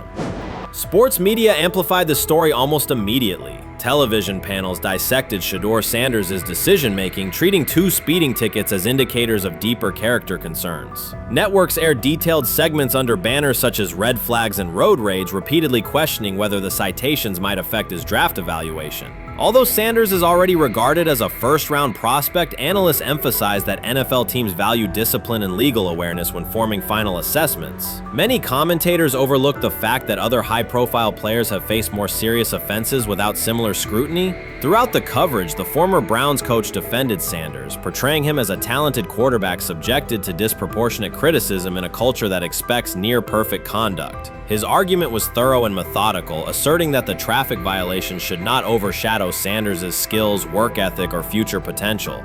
Commentators point out that the coach's intervention was not entirely selfless. He recognized the publicity potential. One day he was an overlooked figure from a struggling Browns era, the next he was a trending name across sports media. The discussion quickly expanded beyond Sanders' speeding citations to questions of image management and narrative control. Critics demanded disciplinary measures, public apologies, team sanctions, and formal statements, yet their objections seemed directed less at the traffic infractions themselves and more at Sanders' high profile, confidence, and resistance to traditional expectations. In practical terms, Sanders' brand remains intact. The coach secures renewed relevance, and the episode supplies another headline in the ongoing story of modern football. The next time Sanders is seen in a high-performance car, the debate will likely reignite, focused not on speed limits, but on the broader culture of the league. Meanwhile, new voices continue to join the conversation. Broadcaster Colin Cowherd has already weighed in, offering his own reassessment of the incident and its broader implications. Breaking news, Shedeur Sanders last night was pulled over going 100 miles per hour. All right, he clocked 101, 41 miles an hour over the speed limit in Cleveland. He will have the opportunity to fight the ticket in court. Now, I'm not exactly sure where he was pulled over, whether or not that it was in Ohio or whether or not that it was in his home state. But typically when you're going 40 over, that's flirting with the line of reckless driving. Folks, I gotta tell you, I don't understand what it is with these young men driving at absurd speed. Colin Cowherd's view of Shedeur Sanders shifted abruptly. Days after praising the quarterback's poise and skill, he appeared on air to declare that Sanders is overhyped, unfocused, and distracted by celebrity. The reversal was immediate, without any gradual reconsideration. Cowherd now frames Sanders' 2 speeding tickets as evidence of poor judgment, even though he has defended other quarterbacks facing far more serious off-field issues. The sudden, wholesale withdrawal of support leaves viewers questioning the consistency of Cowherd's criteria and illustrates how quickly media narratives can change when minor incidents receive outsized attention. This is okay. nothing. Okay. How much of this is? I mean, Jimmy Haslam has his hands all over Manziel, has his hands all over Deshaun Watson. Admitted it, man enough to admit it. I saw the reaction in the draft room when they took Shedeur Sanders. Pretty obvious it wasn't the coach and the GM's pick. How much is this? This team has 8 last place finishes in 13 years owning it. How much of this is we don't have a very good owner here like Washington, D.C. and the Commanders? Yeah, I didn't love the owner stepping in and saying, you got to take this guy in the 5th round.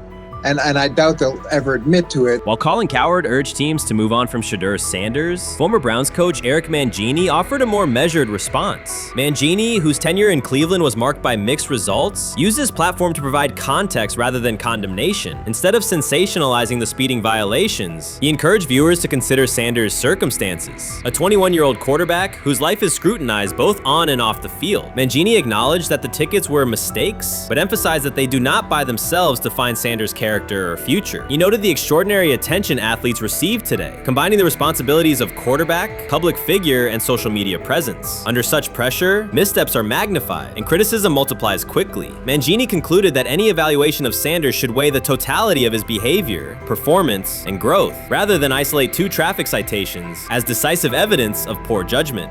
Sometime last week, and then, and I just tweeted that out again this morning, and then today, the Joe Flacco one got posted. So running through this, and then of course we'll still have Dylan will be next, and then Shedeur will come last. As training camp nears, Mary Kay Cabot is providing straightforward analysis of the Cleveland Browns quarterback competition. The starter has not been named, but she has moved away from her earlier skepticism of Shedeur Sanders and now acknowledges his talent and potential. Cabot explained that if Joe Flacco is chosen to start week 1, it will mean he is the most prepared to play immediately. This approach would also give younger quarterbacks such as Kenny Pickett time to adjust, refine their skills, and maximize their potential while Flacco handles the early workload. She added that a Flacco start would not prevent Sanders from earning the position later in the season. The depth chart remains flexible, and Sanders' continued development could put him in line for an opportunity as circumstances evolve. Cabot also noted that Pickett could win the job for week 1, but he must demonstrate he can integrate smoothly with the offense and perform reliably under pressure. The Browns want a leader who can control the huddle, execute plays efficiently, and maintain composure. Pickett's performances in upcoming practices and preseason games will be critical in determining whether he secures the starting role or Sanders ultimately takes the reins as the season progresses. Things like that. It doesn't mean that that Kenny can't swoop in there and steal that job by them, but he's really going to have to show that he has a complete mastery of this scheme and this system, and that they don't have to dial it back a lot to put him in there. So these will be some considerations, and I do think that that as the preseason goes along, it will become evident. Mary Kay Cabot recently stated that Shedeur Sanders is ready, and the Cleveland Browns are monitoring him closely. After a strong showing during organized team activities and minicamp, Sanders has made notable strides in his development. With continued progress, he is expected to return to the field prepared to contribute meaningfully. The Browns coaching staff is tracking his growth, and anticipation about his long-term role is increasing. Cabot added that if Sanders maintains this trajectory and continues to demonstrate poise within the team, he will have a legitimate chance to earn the starting quarterback job. Each practice rep strengthens his case, reinforcing the possibility that his development could benefit both the player and the organization. As Sanders impresses, discussion about his future in Cleveland becomes more compelling. Cabot also emphasized Sanders' advanced understanding of the offense. She noted that his football IQ appears in every drill and that he seems ready to execute the Browns system at full speed. His ability to process defenses quickly and make decisive reads distinguishes him from his peers. With the appropriate opportunity, Cabot believes Sanders could become a genuine difference maker for the Browns. One area Cabot highlighted is Sanders' command of pre-snap adjustments. His capacity to diagnose defensive fronts and communicate changes gives him an edge and reflects high football intelligence. If he translates those reads into consistent connections with his playmakers, he could elevate the Browns' offense significantly. By comparison, Cabot said quarterback Dillon Gabriel is still refining his grasp of complex terminology and play calling. While Gabriel possesses upside, Sanders' comfort with intricate concepts and his ability to manage tight pockets under pressure give him a clear advantage at this stage. Gabriel must sharpen those elements to compete at Sanders' level. Cabot previously reported that Sanders had already earned first-team practice snaps ahead of Gabriel. Her latest update confirms that Sanders is now approved as the Browns' starting quarterback, solidifying the organization's commitment to him as QB1. Expectations are high, and his response to the challenge will be closely watched throughout training camp and preseason. Cabot further noted that head coach Kevin Stefanski authorized Sanders to take expanded first-team reps beginning next month. This milestone underscores Sanders' readiness and the coaching staff's confidence confidence in his progress. As the regular season approaches, Sanders aims to cement his status as the starter, and the competition for that position is intensified. Though Sanders leads the race, Kenny Pickett remains in contention. Cabot stressed that Pickett must prove he can integrate seamlessly with the offense and perform consistently under pressure. His performance over the next several weeks will determine whether he can challenge Sanders for the starting role. With both quarterbacks vying for the top spot, the Browns' Week 1 starter will be one of the most scrutinized decisions of the upcoming season. For now, Cabot's reporting underscores Sanders' rapid ascent, strong football intellect, and growing command of the offense, qualities that position him well to lead Cleveland's offense when the opportunity arrives. Chris Carter's televised assessment of Shedeur Sanders triggered immediate pushback from Cleveland fans, local media, and even several Browns veterans. Carter dismissed Sanders, a fifth-round pick, as unprepared to start, and framed the growing interest around him as purely a byproduct of surname recognition. Since that segment aired, practice reports have told a very different story. Observers inside the Browns facility describe a rookie quarterback who is closing the gap on Kenny Pickett and Dillon Gabriel with surprising speed. Sanders first turned heads in rookie minicamp by directing the huddle with a calm that belied his inexperience. Position coaches reported that he rarely repeated mental errors during installation periods, a trait they rank highly when grading young quarterbacks. In organized team activities, he showed consistent timing on intermediate routes, kept turnover numbers low in 7-on-7 periods, and demonstrated early command of Kevin Stefanski's protection calls. That steady execution earned him a handful of first-team snaps, reps that would ordinarily have belonged to Pickett by default. By mandatory minicamp, the rotation had shifted again. Practice notes from beat reporters detail the rise in Sanders' workload each day. Red zone series against the starting defense, 2-minute drills, and full field scrimmage possessions in which he checked out of called plays when fronts dictated it. Mary Kay Cabot, initially skeptical Sanders would challenge for game day snaps in 2025, wrote after consecutive sessions in mid-June that his footwork, release speed, and pocket management had, quote, meaningfully tightened since rookie camp. Her tone marked a clear departure from early spring projections that labeled Sanders a long-term developmental project. The broader quarterback context in Cleveland magnifies that progress. Deshaun Watson's availability and form remain uncertain after 2 injury-interrupted seasons, while Pickett's transition from Pittsburgh has been uneven. Dillon Gabriel's arm strength is evident, but coaches continue to stress hesitation in his full-field reads. Against that backdrop, Sanders' quick decision-making and mechanical efficiency have begun to look less like a pleasant surprise and more like the roster's most reliable short-term plan. Inside the locker room, acceptance has followed performance. Wide receivers cite Sanders' ball placement on outbreaking routes, noting that the ball routinely arrives on the upfield shoulder, a small but essential detail that allows for yards after the catch. Offensive linemen appreciate his pocket awareness. Joel Bitonio remarked privately that Sanders slides up instead of bailing when edge pressure flashes. Defensive backs say his eye discipline forces them to hold coverage longer than they expected against a rookie. Such cross-positional respect develops only when day-to-day tape shows tangible improvement. The reaction to Carter's critique highlights a recurring double standard applied to young black quarterbacks. Traits celebrated as swagger or confidence in other players were labeled arrogance when associated with Sanders, yet the quarterback himself has not responded publicly. There have been no subtle social media jabs, no mention of critics and interviews, only repeated references to competing for every rep and learning from veterans. That measured approach, combined with hard evidence from practice, has softened earlier doubts among coaches who prioritize demeanor as much as arm talent.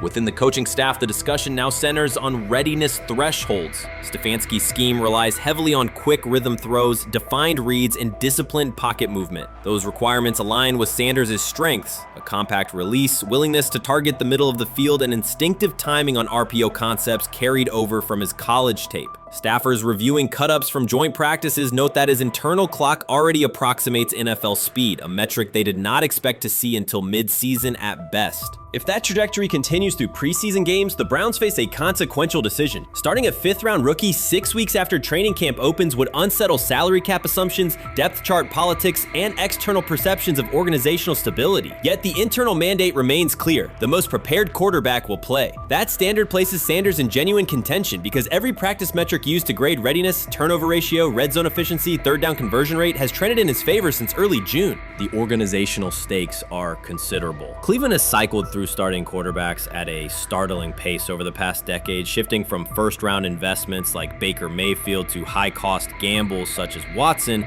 each move packaged as the long-awaited solution. A rookie chosen outside the first 100 picks ascending to the top of the depth chart would challenge long-held league assumptions about draft pedigree and opportunity. It would also validate the evaluation philosophy that prioritized Sanders' intangibles, processing speed, leadership presence, over conventional arm strength thresholds that pushed him down the draft board. Carter's televised remarks now sit awkwardly alongside daily updates from Berea. His critique relied on pre-draft labels and the presumption that a late-round passer with a famous father would need a redshirt year. Practice film contradicts that stance. Sanders checks protections at the line, manipulates safeties with shoulder fakes, and has reduced turnover-worthy throws and full-speed sessions to single digits. Statistics normally cited for veteran backups, not rookies. The longer that evidence accumulates, the more Carter's comments appear rooted in legacy bias rather than objective performance review. None of this guarantees Sanders will open the season under center. Preseason defenses test quarterbacks in ways practice cannot. Defensive coordinators will disguise pressure and boundary rotation to force late decisions. Sanders must show he can adjust protections and exploit mismatches without the benefit of a controlled environment. Yet within the Browns facility, the conversation has shifted from if he will be ready to when. Quiet confidence from Amari Cooper and other veterans suggests they believe Sanders can steady an offense searching for consistency more than highlight reel heroics. Sanders' rise also affects long-term roster calculus. If he earns the job and performs competently, Cleveland gains starter-level production on a cost-controlled rookie contract, freeing cap space allocated to other positions. That scenario could reshape roster-building strategy in a division featuring Joe Burrow and Lamar Jackson, quarterbacks whose contracts consume significant percentages of team payroll. A capable, low-cost starter would allow the Browns to reinforce their offensive line and secondary while retaining core veterans, a competitive advantage few teams enjoy. For now, the focal point remains daily improvement. Sanders continues to arrive before sunrise, reviewing the previous day's install with the quarterback coach, then staying after practice to throw on-air routes with receivers low on the depth chart. Coaches track those habits closely because consistent routine underpins performance when adversity strikes in live games. Each incremental gain strengthens the argument that readiness depends on preparation and aptitude, not draft slot. Carter's segment reminded the league how quickly assessments can become outdated when they lean on perception over evidence. Sanders' steady climb up the depth chart underscores the counterpoint. In the NFL, tape is the final arbiter. Should Sanders translate practice efficiency to preseason success, the Browns may discover that the solution to their long-standing quarterback riddle arrived quietly in the 5th round, carrying little more than confidence and a willingness to work. Shedeur Sanders did not treat day 4 of Browns training camp as anything other than work. He completed 8 of 11 passes with 3 touchdowns, operating with control and accuracy throughout the red zone periods. The throws were varied, a well-placed ball to rookie Luke Floria that led him across the goal line in stride, a firm throw to Cade McDonald over middle after a quick read, and a tight window completion to Deion Johnson at the back of the end zone with 2 defenders closing. The sequence showed timing, poise, and placement under pressure. While national attention centered on Joe Flacco's underneath completions and Kenny Pickett's option and rollout periods, Sanders produced scoring plays on schedule. The performance was not the product of broken coverages or end-of-period reps. It came within structured work with defenders in position and the offense executing standard progressions. The accuracy rate, 8 completions on 11 attempts, reflected consistent mechanics and decisions. The operation was steady from huddle to snap to finish. Despite that session, the distribution of first-team snaps did not change. Camp logs indicated that Pickett and Dillon Gabriel continued rotating with the starters, while Sanders remained primarily with the second unit. With the first preseason game approaching, that choice drew more attention from observers who expected productive days to be followed by expanded opportunities. The question surfaced again: what additional evidence is required to evaluate Sanders with the top group? The 3 touchdowns illustrated different aspects of his profile. On the throw to Floria, Sanders used a measured trajectory to lead the receiver away from contact and into the end zone. On the ball to Johnson, he identified leverage, held the safety with his shoulders, and delivered to a precise spot at the back line. On the throw to McDonald, he eliminated the first read, reset, and drove the ball into the window before the hook defender could squeeze it. Each score reflected a particular tool: anticipation, manipulation, and velocity within standard timing.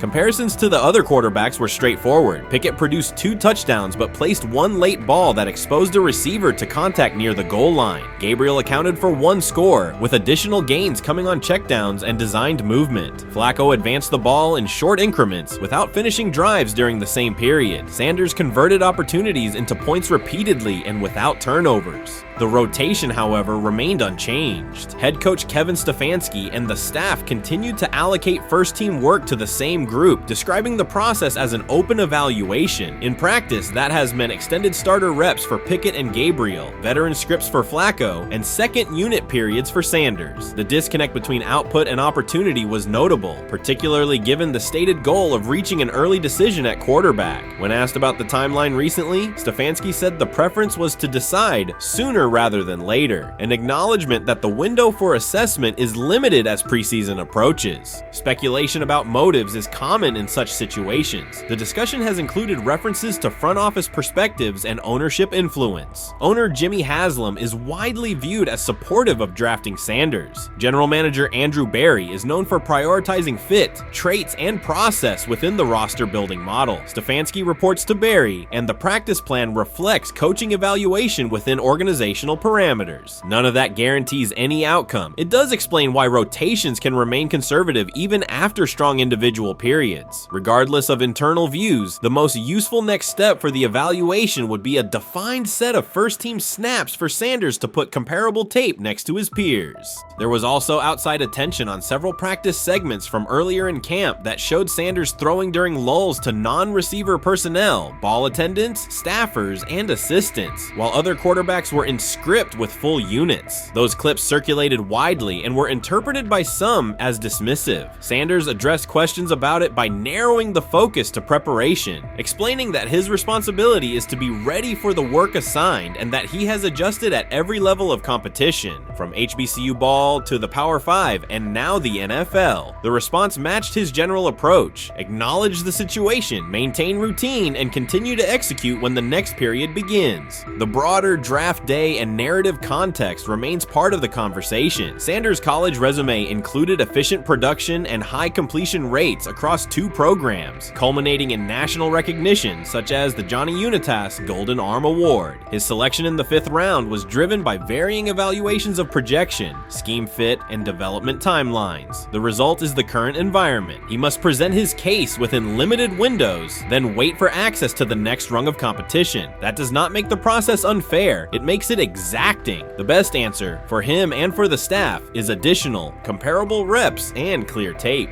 Fan reaction after day 4 was direct. Social accounts and comment threads filled with assessments that centered on performance rather than reputation. Sanders produced 3 touchdowns, avoided negative plays, and showed command in the red zone. Supporters pointed to that tape and asked for opportunities with the starters to verify whether the same rhythm carries over with the top receivers and linemen. The message was not about headlines. It was about the logic of evaluation in a compressed calendar. From an operational standpoint, Sanders' day reflected consistent fundamentals. His base was disciplined, his eyes matched his feet, and his timing aligned with route depths. On the Johnson score, he used a subtle shoulder turn to hold the safety before resetting and throwing to the back line. On the McDonald throw, the ball was out on the second hitch, arriving before the defenders could converge. On the Floria play, the arc and placement minimized the hit risk and maximized the run-through. Those are portable traits. They translate across units if the timing with receivers is established through reps. The staff's balancing act is real. They must prepare the presumed week 1 starter with sufficient continuity while also giving developmental players enough exposure to judge ceiling and floor. That tension is present in every camp. The cleanest path through it is to carve out defined first-team sequences for each competitor and evaluate the tape against comparable defenses and situations: high red zone, low red zone, 3rd and medium, and 2-minute. Sanders' performance on day 4 strengthened the case for such an allocation. Context matters off the field as well. Earlier in the offseason, 2 speeding citations, 91 miles per hour in Brunswick and 101 miles per hour in Strongsville, prompted public comment from Berry, who emphasized standards and safety. Sanders accepted responsibility, stated that he learned from the incidents and moved on. In camp, he has kept the focus on football tasks, install retention, cadence management, protection IDs, and post-practice review. He has also continued to build rapport across position groups, including veteran receivers and defensive defensive backs so that timing and expectations are clear when reps arrive.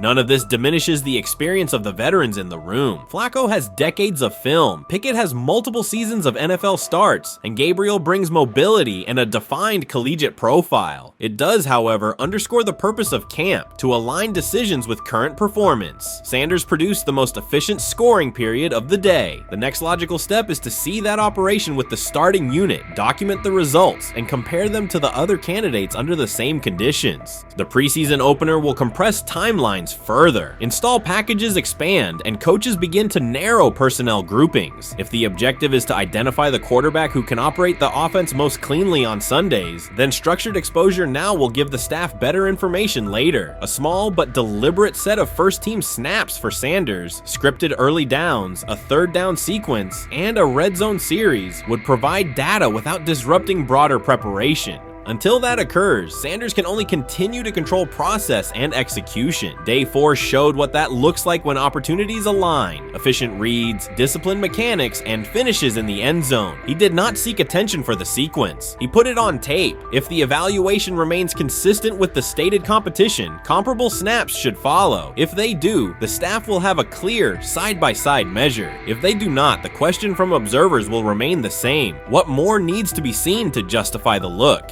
For now, the record from day 4 is clear. 8 completions on 11 attempts, 3 touchdowns, no turnovers, red zone precision, consistent control at the line and in the pocket. Those are tangible outputs. They merit a defined opportunity with the starters as the team moves toward preseason and the decision that follows. Whether or not that opportunity arrives immediately, Sanders has shown the preparation and execution necessary to be evaluated on equal footing. The next step is a matter of allocation, not speculation.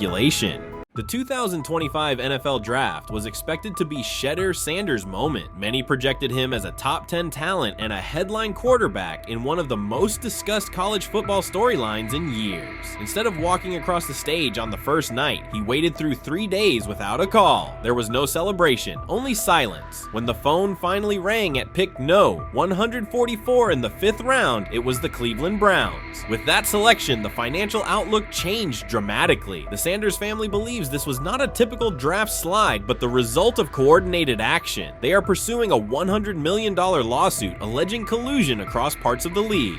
In the months before the draft, Sanders was consistently discussed among the top quarterbacks in the class. Television and digital analysts praised his poise, accuracy, leadership, and command. Scouts highlighted a 74.1% completion rate, record-setting stretches at Colorado, and his rise from an HBCU star to a national figure. Consensus expectations placed him in the first round or early second. Draft night unfolded differently. As picks accumulated, there was little indication that his name would be called. The atmosphere at his private gathering shifted from anticipation to doubt. When the Browns selected him late on day 3, projections for his first contract dropped from an estimated range in the mid-$30 million to approximately $4.6 million, with corresponding reductions in likely endorsements and long-term positioning. According to Deion Sanders and others close to the family, this was not about performance, injury, or conduct. They argue it was coordinated. Attorneys were contacted immediately. The allegation is straightforward. Sanders' value was suppressed intentionally. The family's position is that this was a calculated decision within parts of the league, not an isolated set of evaluations. The legal claims focus on communications that, if authenticated, could be significant. Internal emails, text messages, and owner-to-owner conversations. The family's representatives contend that these materials show a deliberate effort to avoid drafting Sanders in early rounds based on perceived image concerns rather than football merit. One message reportedly under review framed the decision in branding terms. Drafting Shedeur would mean inheriting the Prime brand. The complaint asserts that this view led some teams to discourage others from selecting him unless necessary, not for film-based reasons, but to avoid perceived attention and external pressure tied to his family's profile.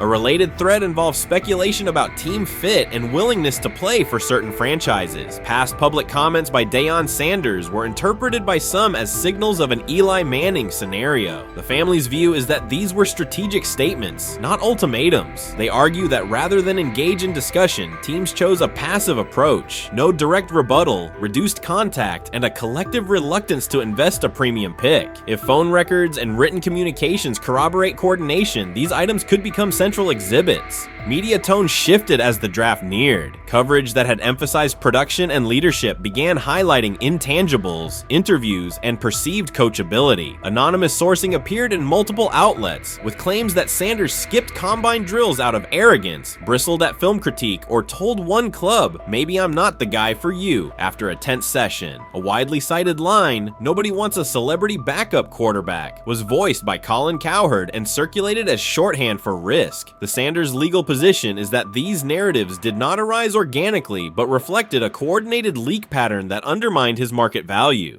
The family's contention is that this was primarily about control and compliance rather than football ability. They point out that Sanders did not fail a drug test, was not suspended, and did not produce poor athletic testing. His college resume included elite stretches and significant program elevation at 2 stops. The legal claim asserts that the league's power structure resisted a high-profile player aligned with a high-profile parent coach and an independent media presence. The allegation is that teams sought to avoid the perceived complexity that would come with selecting him early. The financial impact is a core component of the damages claim. Had Sanders been selected late first or early second round, projected 4-year compensation would likely have fallen between $30 to $35 million, with immediate access to higher tier endorsement opportunities and the brand leverage that accompanies a franchise quarterback designation. As a 5th round pick, the initial contract value is a fraction of that total, and associated off-field opportunities are typically narrower. The suit reportedly seeks not only lost salary, but also the broader economic value linked to draft position, sponsorships, licensing, and the visibility that accelerates an early career trajectory. The filing's scope, as described by sources close to the family, extends beyond the league office. It may involve media outlets, scouting firms, and specific executives if discovery shows coordination or materially false statements that affected value. The argument is that the draft slide harmed not only Shedeur, but also the broader Sanders brand, affecting perceptions of Deion Sanders as a recruiter, coach, and public figure. The family's view is that narrative construction around brand risk and celebrity backup produced a measurable economic and reputational loss. If a court authorizes discovery, the process would likely compel emails, internal draft notes, and message archives from teams and third-party intermediaries. Subpoenas could be served on media organizations for sourcing records related to anonymous quotes. That level of transparency would be unusual and could reveal how information flows during pre-draft periods. The legal theory moves beyond a single player's evaluation to the draft's integrity, whether owners or executives acted in concert to reduce a prospect's value for reasons unrelated to football performance.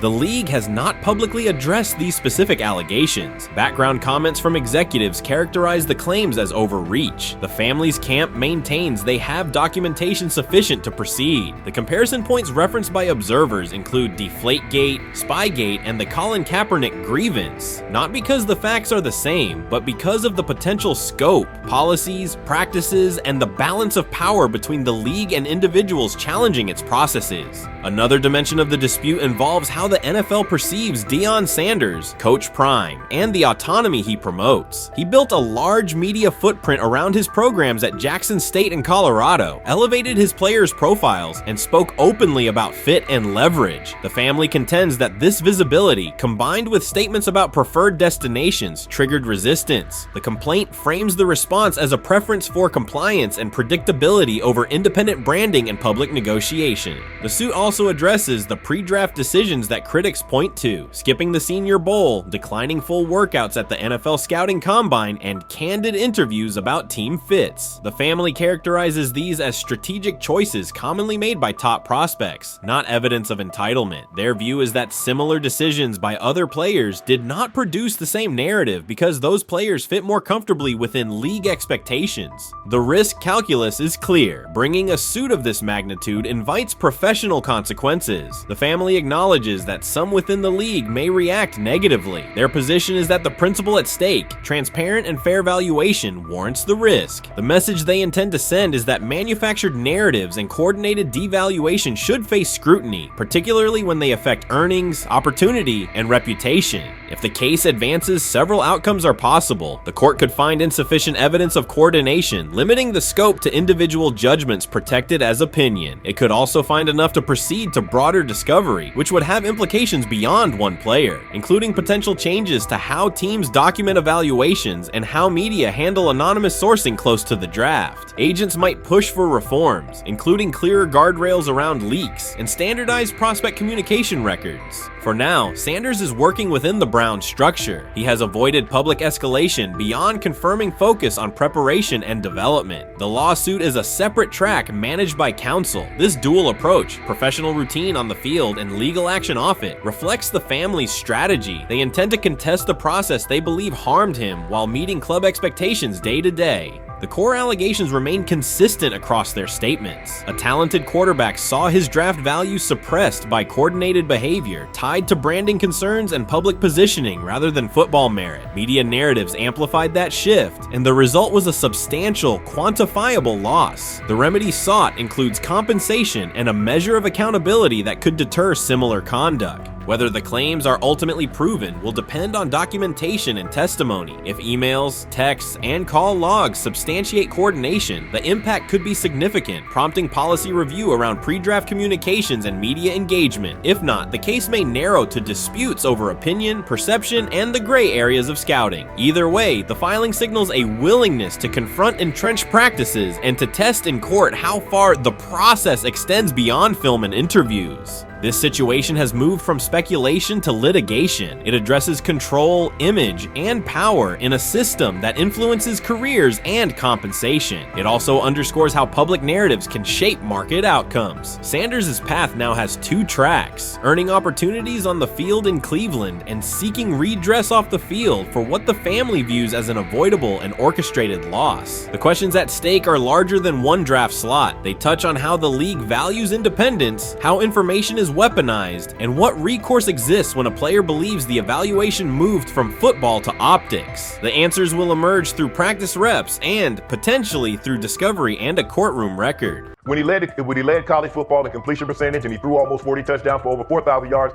how tall was he? Because they make it seem like he shrunk all of a sudden, RC. Oh, how lively was his arm? Because all I know is somebody did that. Somebody threw for over 4,000 yards, somebody threw for almost 40 touchdowns, and somebody led college football in completion percentage. Now, I'm trying to figure out, what I try to figure out all the time, Mel, is how a guy that hadn't played football in almost 5 months. Shannon Sharpe has publicly defended Shedeur Sanders and criticized those questioning him. Sanders has earned higher recognition and some fans are responding negatively. Although there's debate about whether he belongs on a second team list, Sharpe maintains that Sanders' career is clearly ascending. Reactions on social media are mixed. Some users are angry, others are surprised, and a few say they anticipated this result. The conversation remains active. When reports confirmed that Shedeur Sanders had been elevated from second team to near top tier status, Shannon Sharpe issued an emphatic response. He delivered a detailed rebuttal to critics, underscoring why Sanders deserved the promotion and directly challenging those who doubted the decision. I don't think that he was underprepared during these meetings. I don't believe any of these stories that he showed up arrogant and that he was bombing his interviews. I mean, you watch the film, he's on time, he's on point.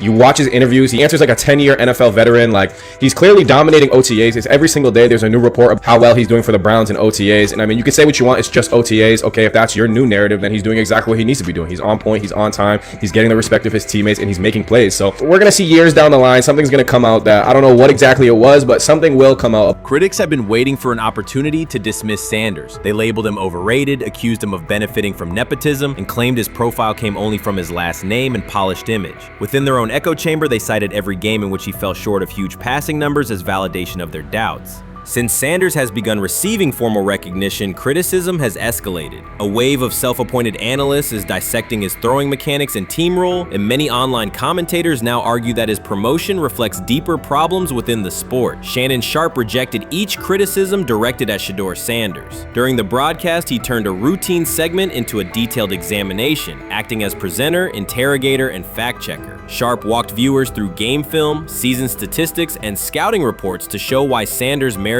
his recent promotion. Whenever a panelist claimed Sanders had not earned the role, Sharp countered with completion percentages, efficiency ratings under pressure, and documented late-game drives that changed outcomes. He stressed that the backlash was driven less by on-field evidence and more by reluctance to revise earlier opinions. Sharp argued that critics were upset not because Sanders lacked qualifications, but because his progress contradicted their initial narrative. By the end of the discussion, Sharp had moved past simple defense and reframed Sanders as a clear example of performance-based advancement, demonstrating that early predictions can be wrong.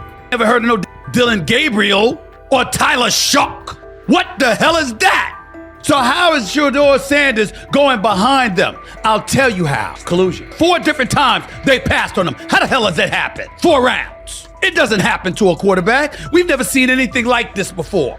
Shedeur Sanders with the watch. Shedeur Sanders with his bravado. Shedeur Sanders with this supposed arrogance or whatever. Shedeur Sanders' advancement did not happen by chance. While detractors questioned his resume online, he continued to prepare, attend every practice, and deliver accurate throws under pressure. The contrast between his output and the complaints directed at him has been stark. Some critics even argued the selection committee was, quote, biased toward performance, as if rewarding strong play were improper. Rumors quickly followed. Certain commentators speculated that a public relations push from the Sanders family must have influenced voters, suggesting everything from coordinated media strategies to alleged favors for coaches. None of these theories addresses the basic point. Sanders earned his promotion through consistent production, poise in the pocket, precise ball placement, and efficient decision-making. Shannon Sharp highlighted these facts during his response. He noted that Sanders' performance metrics justify the recognition and emphasize that resistance to the move stems more from prior prejudice than from substantive evaluation. For Sharp, the goal was clear: present the data, challenge unfounded claims, and correct the narrative. The discussion, therefore, became a broader statement about acknowledging merit and abandoning outdated assumption. Colin Cowherd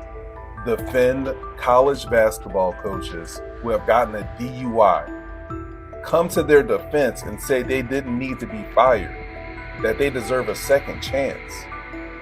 But Shedeur Sanders drives 40 miles over the speed limit, gets a one-on-one ticket, and Colin Cowherd comes on his show today and says he's out on Shedeur Sanders. He's seen enough. He can't support him anymore. He can't be in the Shedeur Sanders camp because of the speeding ticket. Shannon Sharp addressed commentators who portray constant doubt as expertise. Those who discount strong performances with "we'll see" but declare bust after a single mistake. He noted their belief that progress only counts if an athlete visibly struggles. Sharp's response was methodical rather than emotional. He presented evidence, cited statistics, and calmly refuted each claim. Following his remarks, several critics began revising or deleting earlier posts, recasting themselves as longtime supporters of Shedeur Sanders despite having questioned him for months. Sharp insists on accountability, naming specific individuals and dates while requesting public acknowledgement of prior errors. He argues that analysts cannot spend months undermining a player's potential and then quietly adopt a supportive stance once the athlete succeeds. These are serious, big-time, top-of-the-line playmakers that they have. If you can go 45 to 42 in the fourth quarter because your quarterback set the school record with 510 yards passing. He was flawless. Shedeur is big time. I didn't know for sure, will it translate to the next level of competition? Yes, it might translate to the next level of competition as he can play. Critics who once claimed Shedeur Sanders was unprepared now hesitate to acknowledge their mistake. They resist retracting earlier comments and struggle to accept that an athlete can succeed without their approval. Sanders continues to share practice clips and game highlights without engaging the debate, while Shannon Sharp documents every dismissive remark, ready to revisit them on national television. The disapproval did not slow Sanders. It underscored his progress and exposed the gap between perception and performance. As a result, the conversation has shifted. Analysts who doubted him now describe him as undervalued and publish detailed evaluations of his mechanics and game management, suggesting long-standing familiarity with his career. In a matter of weeks, critics have recast themselves as advocates, demonstrating how quickly opinion can change when consistent results leave little room for doubt. Shannon Sharp signaled that his commentary is not over. He considers Sanders' advancement a positive outcome for every athlete who has been overlooked or criticized for having confidence. Sharp stressed that analysts do not have the authority to determine who deserves recognition based on personal preference. The reaction to Sanders' promotion, he argued, revealed how quickly opinions can shift once results are undeniable. Sharp pointed out that many vocal critics became quiet when confronted with objective performance data. This exchange, Sharp insisted, reached beyond defending a single quarterback. It challenged the practice of dismissing achievements that do not fit familiar narratives. He reminded viewers that success does not require external approval and that consistent talent will surface despite online commentary intended to minimize it. While critics reconsider their positions, Sharp remains steady, assigning credit to the athlete and allowing the scoreboard to confirm the argument. In his view, the statistics speak clearly enough. Sharp also emphasized that the intensity of the backlash must be placed in context. College football is a volatile environment where unexpected outcomes are common. Therefore, declaring failure based on incomplete evidence only weakens the credibility of sports analysis. The discussion underscored the need for measured evaluation rather than reactive judgment. Dak Jackson and him and everybody else that we talked to have said that Shedeur looks good. He looks really good. Yes. He looks better. And we got Zach that say Dillon Gabriel ain't even an NFL quarterback.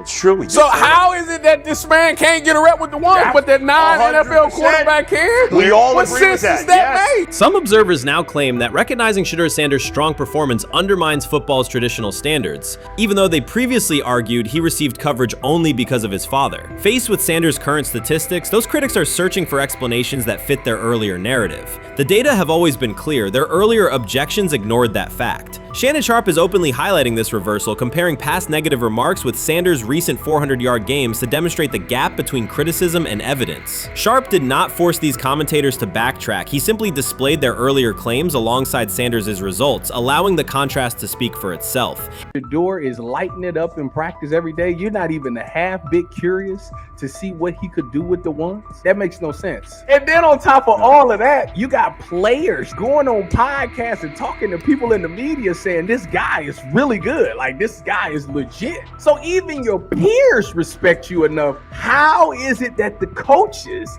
can't see that? It always starts with the players. Where the player's like, hey, you see that? You seen that pass he threw? The Cleveland Browns were taken by surprise when quarterback Shedeur Sanders stepped in for first-team snaps, asserting control of the drill and instantly highlighting deficiencies across the rest of the room. His confident command forced coaches to pause practice clips, reevaluate progressions, and consider immediate adjustments to the depth chart. Within minutes, discussions spread throughout the facility and online forums as fans weighed what Sanders' showing means for the current starters. The organization now faces an urgent, data-driven decision on whether Sanders should move up permanently. Shedeur Sanders arrived at Browns practice, took several first-team reps, and the entire quarterback group immediately felt the pressure. Coaches erased the whiteboard and reviewed their plans. Staff members exchanged concerned comments, and observers began asking whether Sanders was positioned to assume a larger role. Tony, every year we see at least 1 to 2 teams.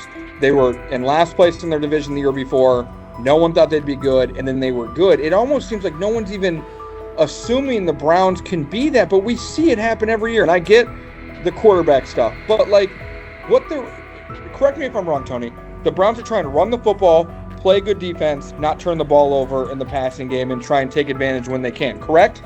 That's what they're trying to do. That was the 2020 offense. The Cleveland Browns are still searching for stability at quarterback. Deshaun Watson is yet to deliver consistent starter-level production that justifies his contract, and each game renews doubts about whether he can regain peak form. Behind him, rookie Dorian Thompson-Robinson shows promise but remains inexperienced and unpolished. Coaches are evaluating alternatives each week and may need to adjust the depth chart if progress stalls. The roster around them is built to contend now, so ongoing uncertainty under center is increasingly costly. As we talk about, we do believe in best player available. We do believe in positional value, and we didn't necessarily expect him to be available in the in the 5th round, and so we love adding competition to every position room and adding him to compete with the guys that are already in there. We felt like that was the appropriate thing to do. The Browns quarterback group is unsettled. Deshaun Watson has yet to provide the reliable, high-level play his contract demands, while rookie Dorian Thompson-Robinson remains promising but unpolished. Depth behind them consists mostly of veterans whose experience lies more in holding clipboards than leading offenses. The coaching staff needs an immediate answer, not a 3-year development project. Shedeur Sanders enters as that potential solution. At Colorado, he passed for more than 3,200 yards despite working behind one of college football's poorest offensive lines, consistently demonstrating poise, quick processing, and accurate ball placement under heavy pressure. Film shows steady reads and disciplined footwork, traits that offset concerns that his profile is built on family name or media attention. Cleveland viewed the signing as a low-risk, high-reward move. Early in camp, Sanders received a handful of first-team snaps intended merely as an evaluation. Those plays quickly changed practice tempo. The ball came out on time, receivers hit their landmarks, and the defense struggled to adjust. Coaches immediately expanded the review using phrases such as evaluate every option, an indication that the depth chart was no longer fixed. Watson sensed the scrutiny. Thompson Robinson increased his urgency. Within minutes, competition in the quarterback room intensified. Sanders repeated that performance in subsequent sessions. His footwork remained clean, progression sharp, and throws firm and precise. Each strong rep forced staff to reassess the plan to keep him buried on the developmental track. The broader context magnifies the pressure. Cleveland's roster is built to contend now. Fans are weary of quarterback turnover, and the front office cannot afford another costly misstep under center. Around the league, rookie passers rarely wait multiple seasons anymore. Joe Burrow, Justin Herbert, CJ Stroud, and even late pick Brock Purdy established that precedent. If Watson opens the regular season and struggles, public calls for Sanders will grow, especially if the rookie flashes in preseason. Alternatively, another team could attempt to acquire him if Cleveland hesitates to elevate his role. Each scenario underscores the same reality. Sanders' emergence has turned a routine camp evaluation into a critical decision point for the franchise. And we saw Dillon Gabriel go 11-11 with the first team, Shedeur Sanders go 11-11 with the second unit. So that was really the big wrinkle today. Yes, and of course, it was the first time that we have seen Shedeur Sanders get any of those coveted 11-on-11 reps. Of course, again, it wasn't with the first team offense or against the first team defense, but it's progress. And that means that he's going in the right direction, that the arrow is pointing up. He's coming up the learning curve. So that's good for him. And I actually thought just overall, he had a better day than Dillon had today. He completed more passes. He was more on point. In fact, in that 11-on-11 period, he threw a near touchdown.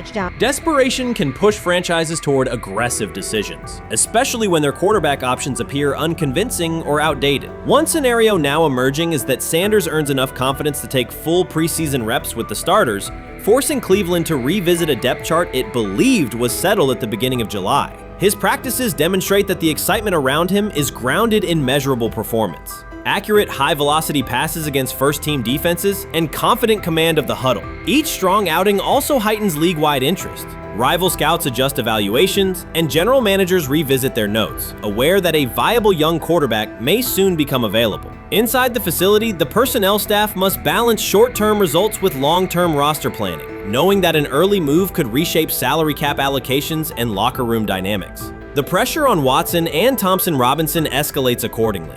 Both must produce visible progress to maintain their current roles. Cleveland's recent history shows how quickly promising quarterback situations can devolve into controversy. The franchise has turned potential breakthroughs into organizational turmoil before, so observers remain cautious about how this competition will unfold. So this Shedeur Sanders, I want to talk about this. So here's a prime example. Shedeur Sanders, they had 3-day mini camp for the Cleveland Browns. And now, Jimmy Haslam actually has some money. The Bengals owners and the Rooneys are near the bottom of the league in net worth.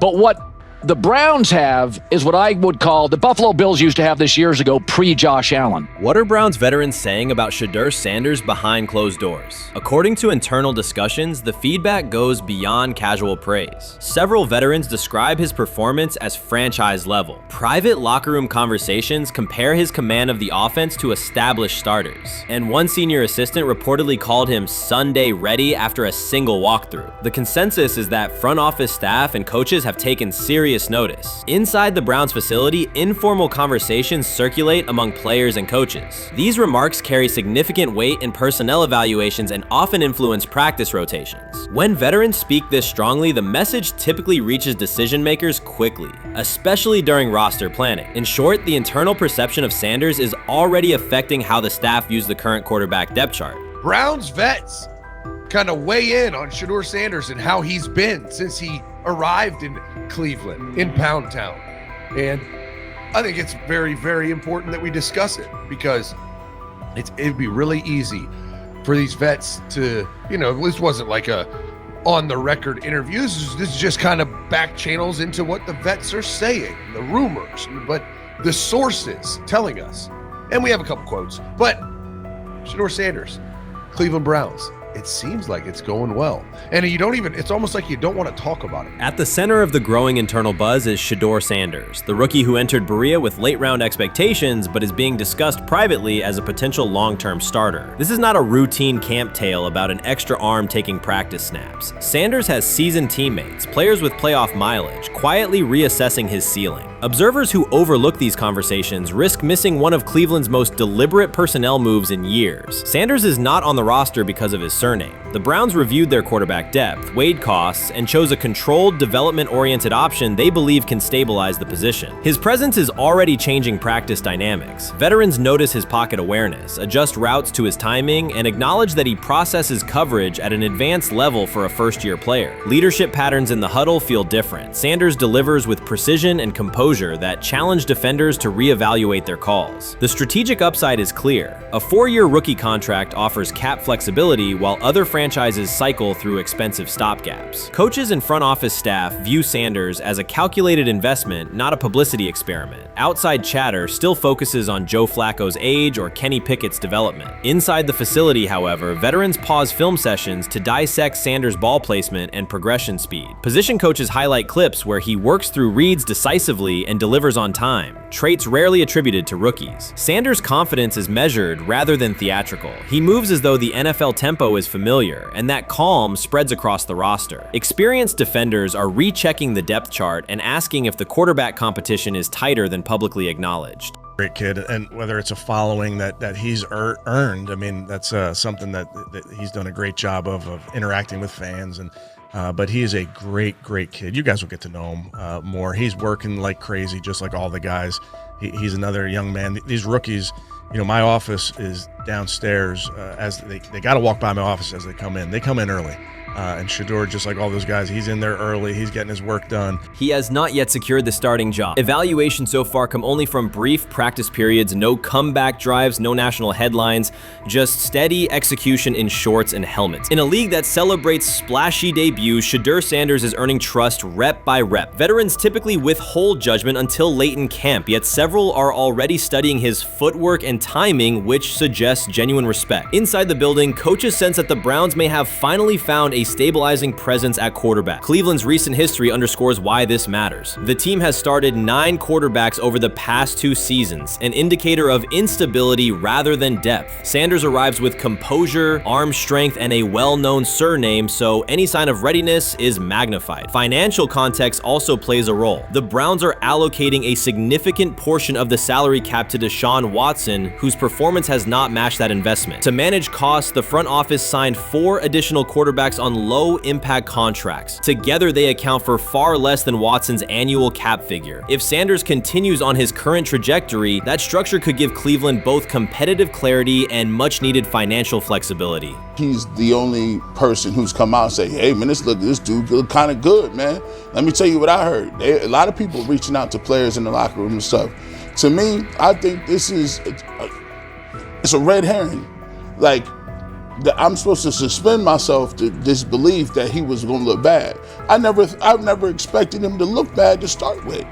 The 5th round quarterback stuff, that's involving perceptions, pre-draft analysis, and other teams. Cleveland's veterans have endured every kind of quarterback turmoil, poor reads, major injuries, shaken confidence, and sideline disputes. When a young quarterback like Shedeur Sanders steps in and appears composed rather than overwhelmed, people notice. The attention comes not just from coaches and reporters, but from the linemen and defensive leaders who have watched previous backups struggle. They are not exchanging doubts, they are sharing nods of approval. Sanders demonstrates instinctive pocket awareness, reliable accuracy, and steady poise, qualities that quickly circulate through team conversations. After years of instability under center, the Browns need someone who can remain calm and effective deep into the season. Although expectations have fallen over time, genuine interest is growing. Praise is coming from teammates who rarely commend anyone unless his performance demands it. Many observers declared Deion Sanders was finished. They argued that his public style attracted unnecessary attention, that his health had deteriorated too far, and that his coaching career was approaching an abrupt conclusion. They misread his resolve. When speculation intensified, Sanders did not schedule a press conference or issue a formal statement. Instead, he released a short video recorded at his Texas home, walking alongside recording artist Lil Wayne. The footage established two facts. Although Sanders still walks with a limp, he remains active, and he intends to return to the sideline. Reports from USA Today and ESPN confirm that Sanders had temporarily left Colorado to recover from a significant, undisclosed medical condition. He lost 14 pounds and missed several summer practices, leading to widespread debate about his future. Unofficial sources suggested complications related to previous blood clot issues, but no official diagnosis was provided. Throughout Sanders' absence, numerous media outlets framed his situation in crisis language, frequently questioning whether he would coach again. By comparison, when coaches such as Lincoln Riley paused their duties for health or family reasons, coverage emphasized understanding and patience, an imbalance that reflects a common difference in how high-profile black coaches are treated. Sanders' silence was not a retreat, it was a period of recovery. During rehabilitation, he relied on family, faith, and trusted colleagues, yet stayed connected to his program through brief online updates. The video with Lil Wayne demonstrated that he retained strong support from influential friends, countering narratives that portrayed him as isolated or on the verge of retirement. The visual evidence showed that his setback is temporary, and that he remains determined to lead Colorado into the forthcoming season. Since accepting the Colorado position, Sanders has dramatically elevated the program's national standing. He first drew national attention to Jackson State and the broader HBCU football landscape, then moved to Boulder and transformed a one-win team into a central storyline in college athletics. His approach, combining hip-hop culture, direct communication, and open expressions of faith, has challenged conventional expectations for head coach behavior. Each step forward has been met with heightened scrutiny. His time at Jackson State was labeled a publicity stunt, his departure for Colorado was framed as abandoning HBCU culture, and his social media presence has been cast as distraction from traditional coaching responsibility. Critics often magnify Sanders' missteps and question his motives, while comparable actions by other coaches receive neutral or sympathetic coverage. Showings of enthusiasm from Brett Favre and disciplinary intensity from Nick Saban are celebrated as competitive passion, yet Sanders' displays of confidence are frequently labeled arrogance. The discrepancy illustrates deeper biases rather than differences in performance. Sanders' success challenges entrenched expectations of how a college football leader should look, speak, and act, especially a black coach who refuses to downplay his identity. During his convalescence, Sanders maintained close communication with his staff and athletes, reinforcing the standards he had established: discipline, accountability, and belief. The program's daily messaging continued to emphasize preparation and resilience, signaling that Sanders' influence persists even when he is away from campus. Athletes echoed his mantras during workouts, confirming that his leadership extends beyond physical presence. Sanders acknowledges the seriousness of his medical challenge, but has refused to let it define him. He has publicly discussed leaning on scripture and prayer, explaining that his purpose as a mentor, father, and coach extends beyond personal adversity. In that context, the video of him walking in the Texas sun was less a strategic media effort than a straightforward demonstration of continued commitment to his team and mission. Colorado still requires Sanders' vision. Prior to his arrival, attendance was low, national media attention was minimal, and recruiting momentum had stalled. Sanders' leadership brought renewed energy, authentic identity, and higher standards of accountability. Players who previously lacked representation in college football leadership found a coach who shares, affirms, and elevates their cultural background. Sanders supplements conventional coaching priorities, scheme, fundamentals, and execution with empowerment initiatives that cultivate self-confidence and authenticity. As preseason camp approaches, Sanders intends to resume full involvement, even if medical recovery remains ongoing. His presence is expected to restore on-site leadership, stabilize the locker room, and direct media coverage toward on-field progress. For Sanders, the objective extends beyond compiling wins and includes completing a cultural transformation that expands how success and leadership are defined in modern college football. Those who predict his decline overlook the underlying traits, faith, perseverance, and purpose that have supported Sanders throughout his career. Doubts, rumors, and disproportionate scrutiny have followed him from playing days into coaching, and he has consistently responded with results. His current health setback is another obstacle, not a conclusion.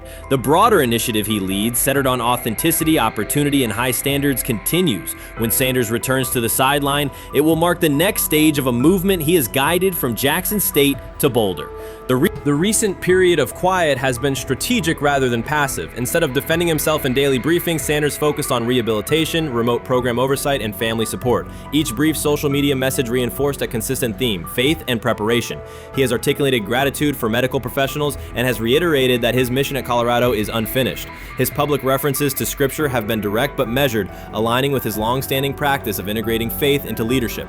By walking through his ranch with Lil Wayne, Sanders signaled continuity. The clip underscored that influential supporters remain engaged, that Sanders' broader network values his vision, and that he remains capable of navigating physical challenges. The visible limp was not evidence of imminent retirement. Rather, it documented the reality of ongoing recovery and the resilience with which he approaches each obstacle.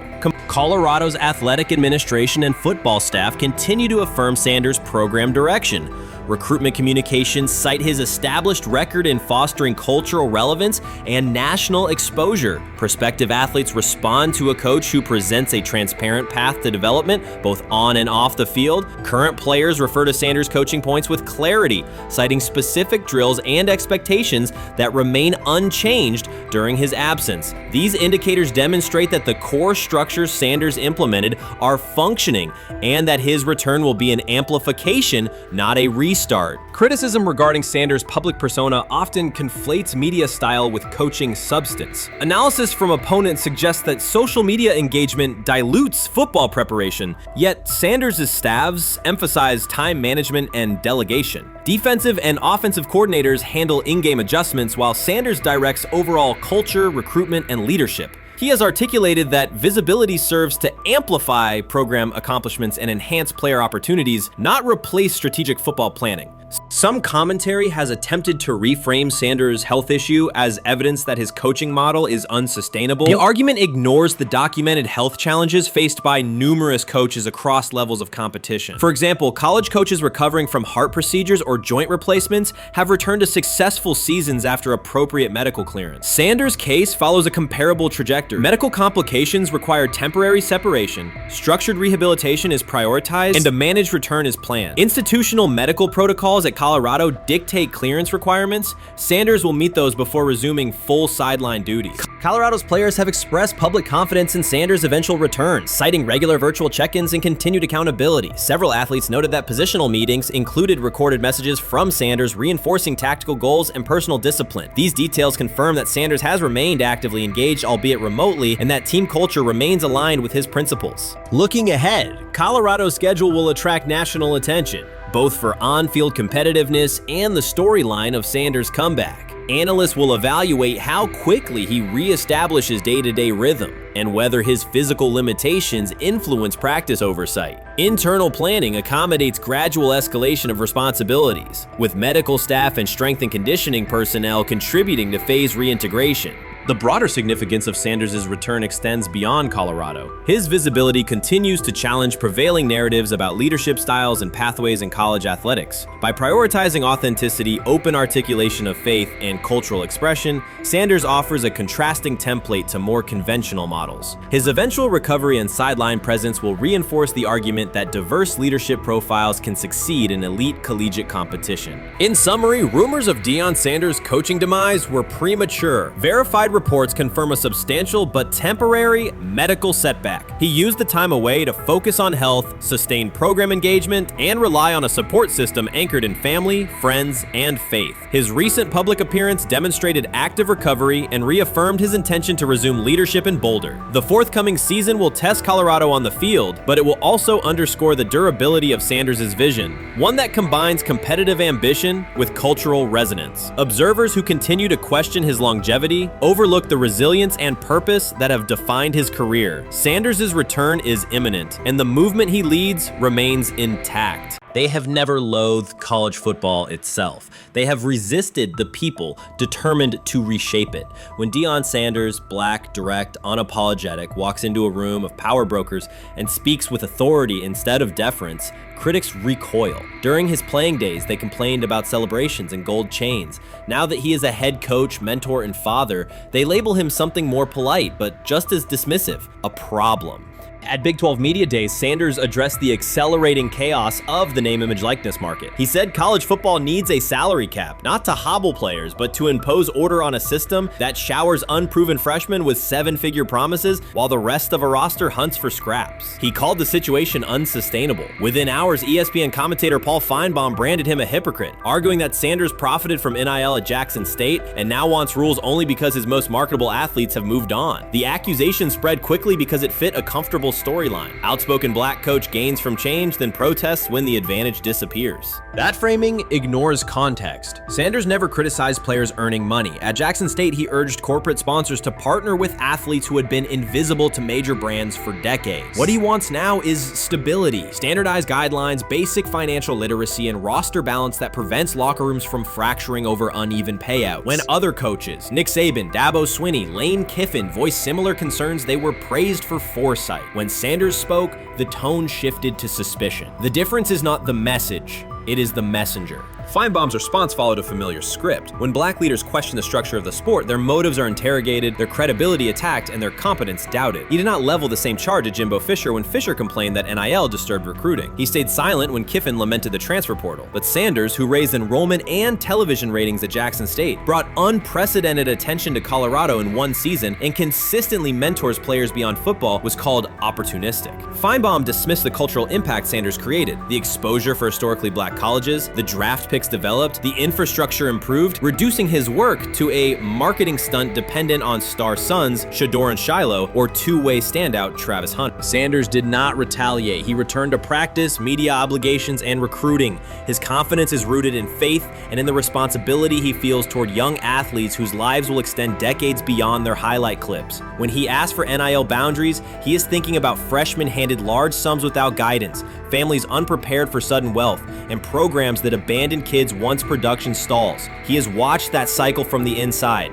He wants protections, not restrictions. Critics predicted Colorado would fade once Shedeur and Hunter leave. Instead, Sanders signed blue-chip quarterback G.J. Lewis and a wave of transfers eager to join a program that values personal growth as much as on-field wins. Recruits see a coach who challenges the status quo, who places black culture at the program's center without apology, and who will remain visible when social media buzz cools. They recognize that Sanders does not chase attention. Attention follows his results. Media outlets reduced the upcoming Buffaloes season to a win total prop. 6 victories, give or take. Sanders is playing a longer game. He wants to show young athletes, especially black athletes, that they can lead authentically, speak with conviction, and refuse to shrink for access. Success measured only by the scoreboard misses the point. If Sanders builds men who graduate with financial literacy, self-confidence, and community awareness, he will consider the mission successful, even if Colorado finishes with 5 wins instead of 10. None of that registers with commentators invested in an older hierarchy. For them, leadership should remain predictable, reserved posture, muted tone, minimal cultural expression. Sanders contradicts that image. The possibility that his methods could spread to other coaches, to other programs, threatens a model that has kept decision-making and revenue streams concentrated for generations. So the debate is not about hypocrisy or payroll ceilings. It is about control of the narrative and who is deemed qualified to write it. Sanders refuses to surrender that authority.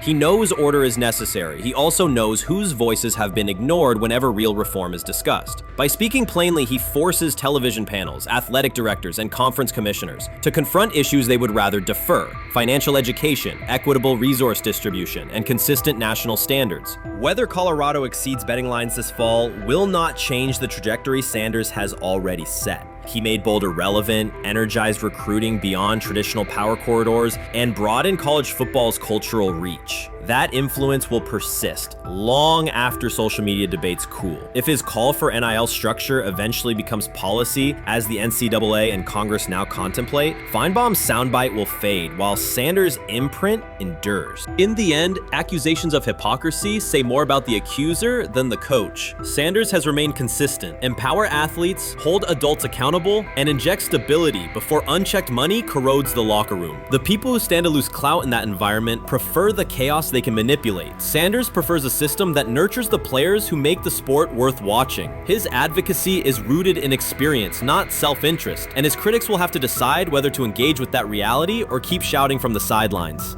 They say training camp decides depth charts, but Shedeur Sanders began fighting for his job long before he will step inside the Browns facility. While most first-year players squeezed in one last vacation, he slipped onto a private field in Texas, strapped on Cleveland's helmet and shoulder pads, pulled a fresh number 2 jersey over his chest, and started rifling timing routes as if it were the opening drive of week 1. No cameras, no hype track, no product placement, just sweat, cadence, and ball placement. A rookie does not rehearse in full game gear unless he already envisions himself commanding the huddle. Plenty of observers shrug that clip off. They insist the 5th rounder, quote, isn't ready, cling to depth chart conventions, or whisper that the name across his shoulders did most of the talking on draft day. Maybe it is the Deion connection, maybe it is a preference for prospects who blend quietly into the background, or maybe the league's gatekeepers fear the possibility that the kid is better than the quarterbacks they have spent months promoting. Whatever the motive, the countdown has started, and video rarely lies. Shedeur Sanders is not preparing to arrive. He is preparing to lead. Footage of a 22-year-old quarterback running live reps in July should dominate highlight loops, but it barely registers on national outlets. Why? It ruins the tidy narrative. The easy storyline paints Shedeur as a pampered legacy prospect banking on his father's fame. Yet the tape shows something different. A rookie drenched in afternoon heat, drilling footwork, calling protections, and imagining cover 2 rotation before the first official meeting ever takes place. Elite mental prep looks boring on social feeds. It looks devastating when the season starts. Walk into Cleveland's quarterback room and you step into politics, not simply competition. Joe Flacco, a Super Bowl MVP in decline, carries institutional trust. Kenny Pickett, rescued from Pittsburgh's reset, carries hometown intrigue. Dillon Gabriel, the 3rd-round system fit, carries draft capital the staff must justify. And then there's Shedeur, the lightning rod whose presence alone spotlights every bias in the evaluation process. Coaches frame it neatly. Rookies must wait their turn. The truth is less polite. Practice snaps are currency. Perception is elastic, and early allocations already favor Pickett and Flacco. It is the oldest playbook in the league. Lock vets into the headline roles before pads even crack. Then let repetition shape reality. Sanders refuses to cooperate. He is not a 4th-string camp arm. He has engineered game-winning drives under national scrutiny, operated against live blitz looks most prospects never face, and more than any quarterback in the room, documented his own off-season obsession. No social media rollout, no brand consultant, just pads, cleats, and an unlit practice field. If his last name were Smith, pundits would label him the sleeper of camp. Instead, politics trails every throw. Training camp rotations expose organizational intent. Beat writer Fred Greetham already reports that Pickett and Flacco will open with first-team reps when veterans report July 23rd. Gabriel grabs the developmental snaps, leaving Sanders the leftovers. That isn't performance-based, it's narrative-safe. Gabriel doesn't threaten hierarchy, Sanders bends gravity. Watch the details. Does Shedeur steal 11-on-11 snaps with the 2s? Does he run red zone installs or 2-minute drills? If he does, coaches are admitting he is forcing his way in. If he doesn't, they are postponing the inevitable. Either way, the private field reps have sharpened his timing and condensed his release. He is not hoping for an opportunity, he is prepared to seize one the instant it appears. Cleveland's joint practices amplify that tension. First come live periods against the Panthers, then sessions with the champion Eagles. Those reps belong to the starters, so Flacco and Pickett will absorb most of Carolina's disguised pressure and Philadelphia's exotic fronts. Sanders' proving ground will be the preseason opener on August 8th. Under the stadium lights, he will get entire series, real reads, pockets collapsing for real. If his command mirrors the footage from Texas, coaches will have to answer why he never saw earlier work. Reps are scarce. 10 padded practices separate veteran arrival from game 1. Even an even split, something that never happens, would hardly suffice. Instead, the staff will funnel snaps toward the comfortable choices. That strategy can bury a rookie, but it can also spark an eruption when limited opportunities turn into highlight drives. One flawless touchdown march in the second half of a preseason game, and the dog pound will chant his name. Then the staff's narrative control evaporates. Criticism of Sanders has never matched the scrutiny applied to his peers. Analysts nitpick a ball pat, a foot angle, a pump fake, Pickett's inconsistency, Flacco's diminishing velocity, Gabriel's college system crutches, discussed politely, if at all. With Shedeur, the critiques arrive as coded doubts. Does he rely on the family brand? Is he coachable? Can he stay humble? That double standard is as old as the league's resistance to outspoken black quarterbacks. Add Deion's unapologetic persona, and each Sanders rep becomes a referendum on establishment comfort levels. Shedeur answers not with rebuttals, but with work. Work captured in silent footage more deafening than any debate show monologue. Quarterback drama masks broader roster cracks. The Browns receiver group is crowded yet unproven. The safety room failed to create turnovers a year ago. Interior defensive linemen are still rehabbing, and the offensive line must retool on the fly. Which quarterback can navigate that turbulence? Flacco's pocket mobility is limited. Pickett's confidence remains fragile. Gabriel is months away from processing NFL disguises. Sanders, forged by perpetual doubt, offers poise under chaos and meticulous preparation, a combination this franchise has lacked since, well, almost forever. Forget politics, depth chart etiquette, and recycled sound bites about developmental timelines. The only metric that counts now is who did the work. Sanders pounding through full gear scripts in late June is not vanity, it's vision. While the league sleeps, he refines his drop steps. While media speculate, he rehearses third down checks. He has already decided what he is. The organization must decide if it can recognize it in time. The preseason will provide the answer. Live bullets, real blitzes, stadium noise. When those throws leave his hand under pressure, no one will discuss ball pats or surnames. They will ask how a quarterback this prepared slipped to round 5. And if the performance matches the preparation, excuses about lack of reps will dissolve. It will be production against perception, and Shedeur Sanders has been producing where no one could see. Ready is the wrong word. He has been ready.